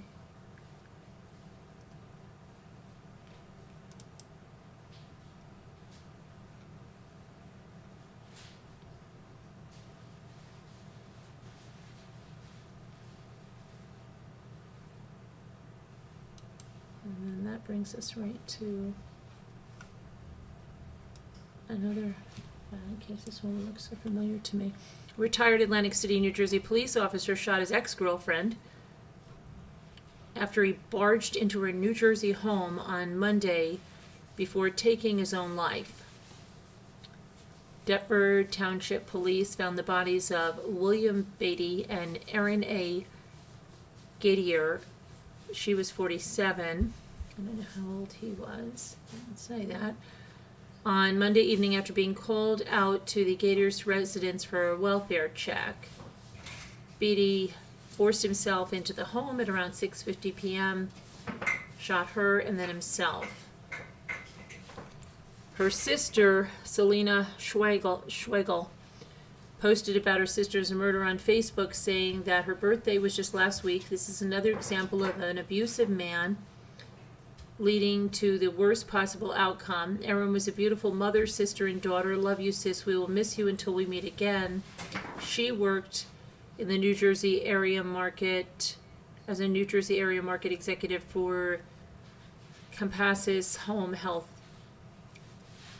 A colleague of hers took to Facebook saying that he would remember her for being open and honest and able to talk about anything. Well, Now, the Beatty, formerly an Atlantic City cop, was accused of using excess force during a man's arrest back in 2006. The man involved was Gregory Ferrantino, and he sued Beatty and the police department, but the officers were cleared of any wrongdoing in 2012.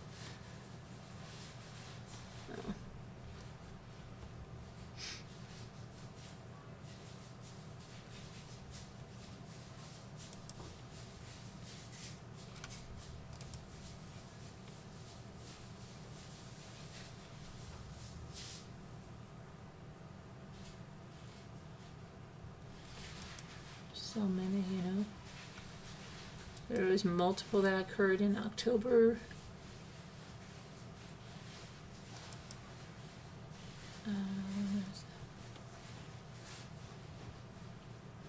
It's crazy. Just crazy. Alright, let me go back to the chat. We took a detour. That always happens. Hi, Misbehave. I just got out of the hospital. Hi, Kimberly. Kimberly, were you Kim's Chihuahuas? Your oxygen 80. Heart rate 155. Very scary. Did you have COVID? I'm glad you're okay. Glad you're out of the hospital. Prayers that you're okay, that you recover fully.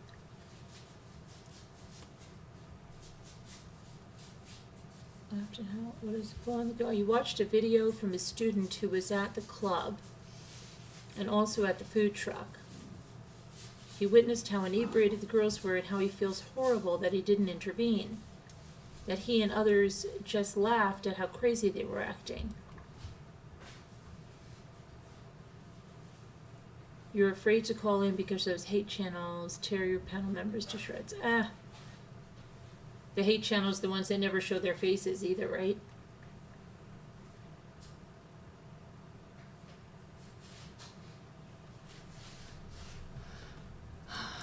Let's see. Besides lying all the time.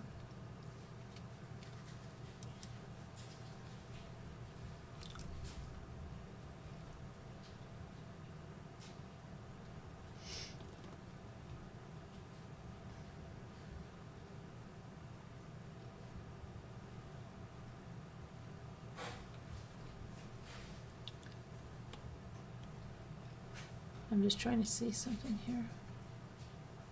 Oh wow, the photos. Let's see.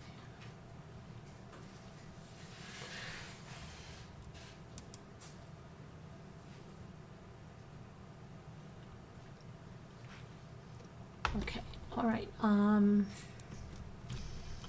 go back over here. So, you need coffee, Deborah? Okay, well, I'm going to check one other thing before we decide to call it.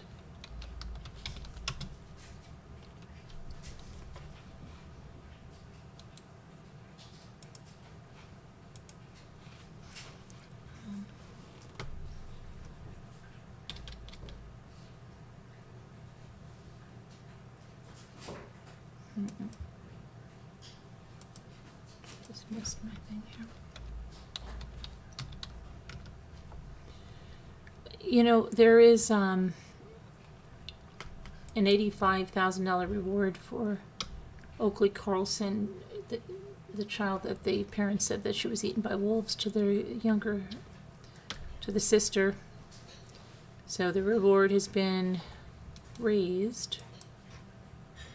Little Oakley, who hasn't been seen. She vanished over a year ago. The reward's been raised in an effort to locate 6-year-old Oakley, who was reported missing December 6th, 2021. Hasn't physically been seen since February 2021. She lived with foster parents until a week before she turned 3 years old. She was then returned to her birth family in Oakville. She disappeared soon after. Let's see. Her foster mother, Jamie Jo Hiles, said, "I'm really hopeful that more people will hear about it and look into it and realize money does talk. If people know something, but they've been afraid to tell someone about it, it's worth talking to someone about." Neighbors of the birth family said they had not seen Oakley in quite some time. One person in the Oakville neighborhood said that it had been so long since Oakley was seen that the school bus eventually stopped coming to pick her up. She was reported missing after deputies arrived at the family's home to do a welfare check at the request of the Oakville Elementary School principal, Jessica Swift. Swift said the first time she noticed something odd was when she brought supplies to Oakley's parents following a house fire that destroyed many of their belongings. She said that Jordan had let us know that there was a fire. I'd gone out to check on them and offer support, drop off supplies. She said, I saw all the other kids running around and playing. I didn't see Oakley, and I thought it was a little odd. I asked where she was, and they told me that she was in her room in a timeout. 2 weeks later, she returned, the principal, to the house again, didn't see Oakley. Later, Oakley's 6-year-old sister went to Swift's house for a play date with Swift's daughter, and that's when she learned that Oakley had not been seen in a while. On a play date with my daughter and Oakley's sister, I asked questions about Oakley, and it turned out over the course of those questions that Oakley wasn't living with them anymore. I can't describe the feeling I had at the moment sitting on the couch with the little girl when she said that. School administrator swiftly contacted the Grays Harbor police and made a report. When police searched the home, they found no sign that Oakley had ever even been living in that house. The birth parents have both denied knowing what happened to Oakley. Police arrested both Bowers and Carlson back in December of 2021, initially charged them with manslaughter concerning Oakley's disappearance. Those charges were dropped, citing a lack of evidence, but they were both charged with neglect in connection with Oakley's sister. Investigators interviewed the 6-year-old who said her mother told her not to talk about Oakley, and she eventually admitted she hadn't seen her sister in a long time and began crying when a detective asked her if Oakley was hurt. Her mother, Jordan, said don't talk about Oakley and that she had gone out to be eaten by wolves, according to a police report. When police questioned Bowers about Oakley's disappearance, she allegedly became furious and refused to answer questions. She became enraged, yelling, clenching her fist, and refused to answer any questions about the welfare or well-being of her daughter.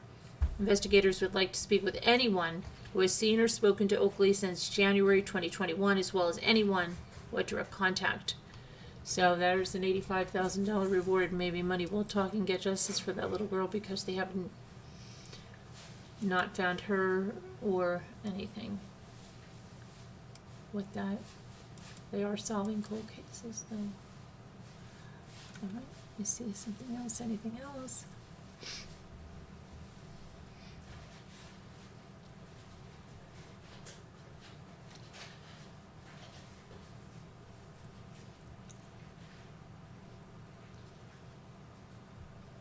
Um, 15-year-old mom vanishes with infant daughter unheard from for days.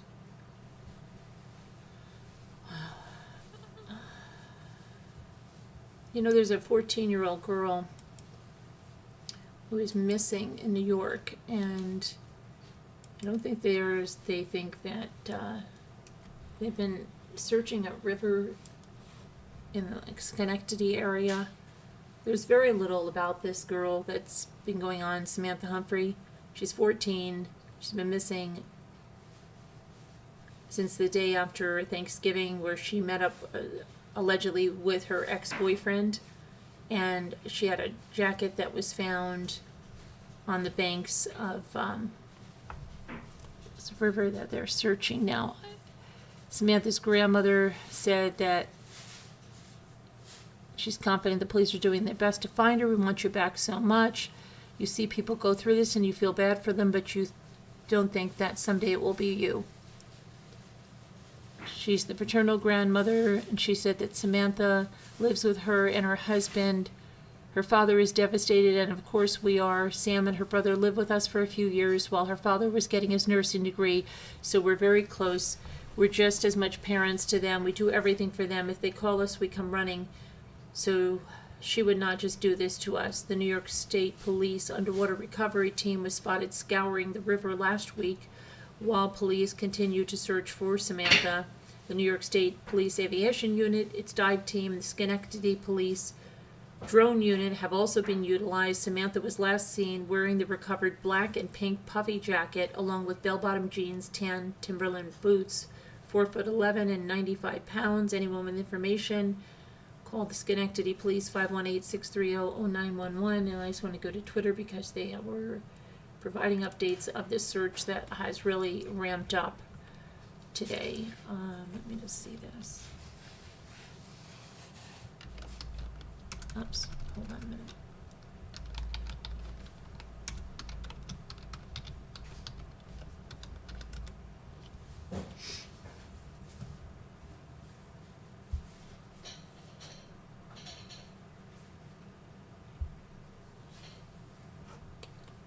Where did I, hang on 1 second.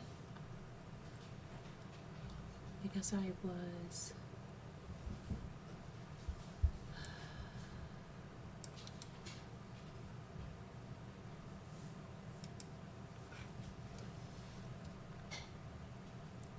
I need to go to where I saw this, yes, here, yes, no, yes, no, yes, no, yes.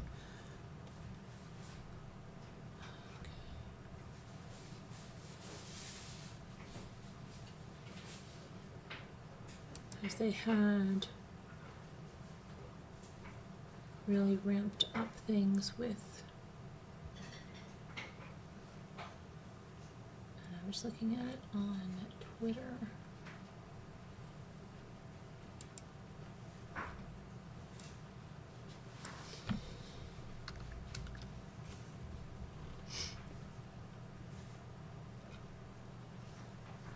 there's very little about this out there, you know. Apparently, I think she had a fight or an altercation. Somehow they know with that, and then her jacket being found by that.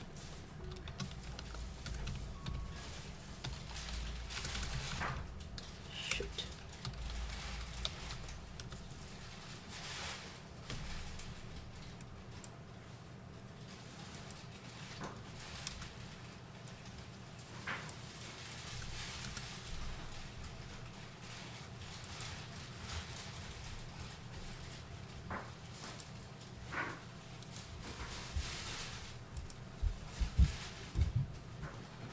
Another picture of that. I think they think she's, you know, without any, that should, they've been, dragging this further.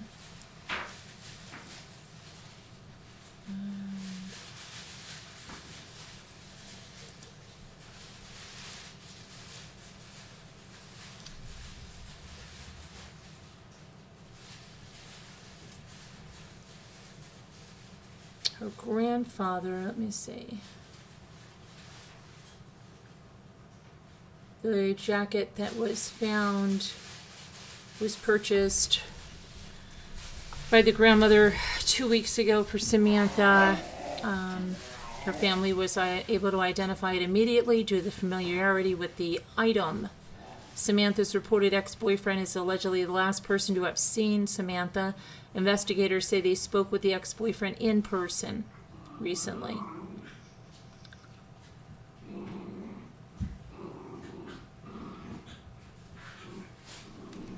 So this is a scourging, this is a lake.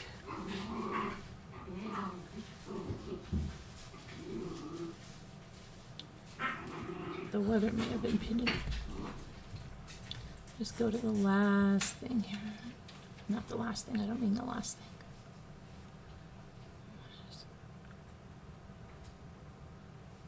And the Mohawk River too, so. Yeah, it is the Mohawk River. I am right there.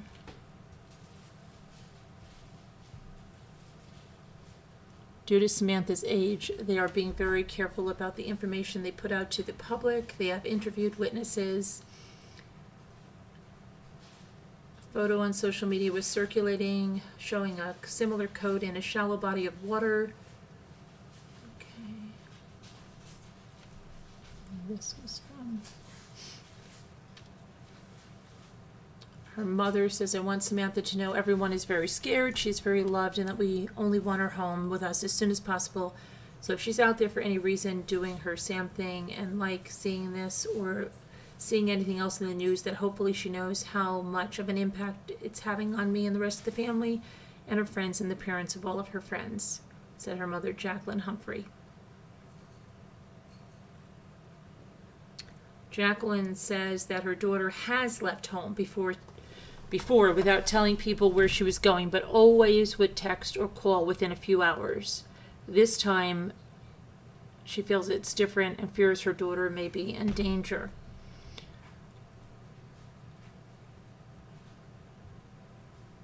Jacqueline said Samantha's phone records show her last calls were to her ex-boyfriend.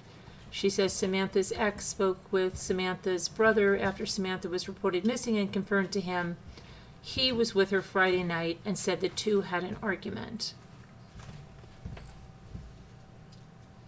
Okay, who's this then? Heard it. Hold off on it? No. Okay.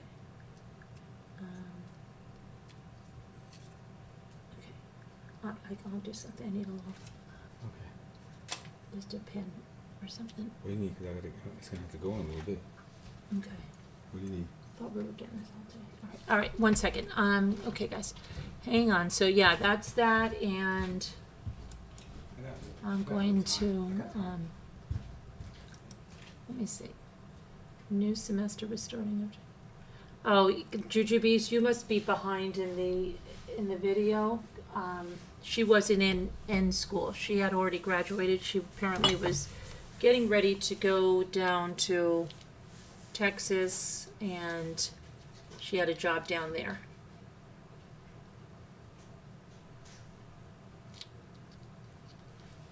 Hi, Debbie. How are you? Okay, well, maybe next time we'll have, I don't know, it'll be, well, I don't know, a little better with some more conversation or something.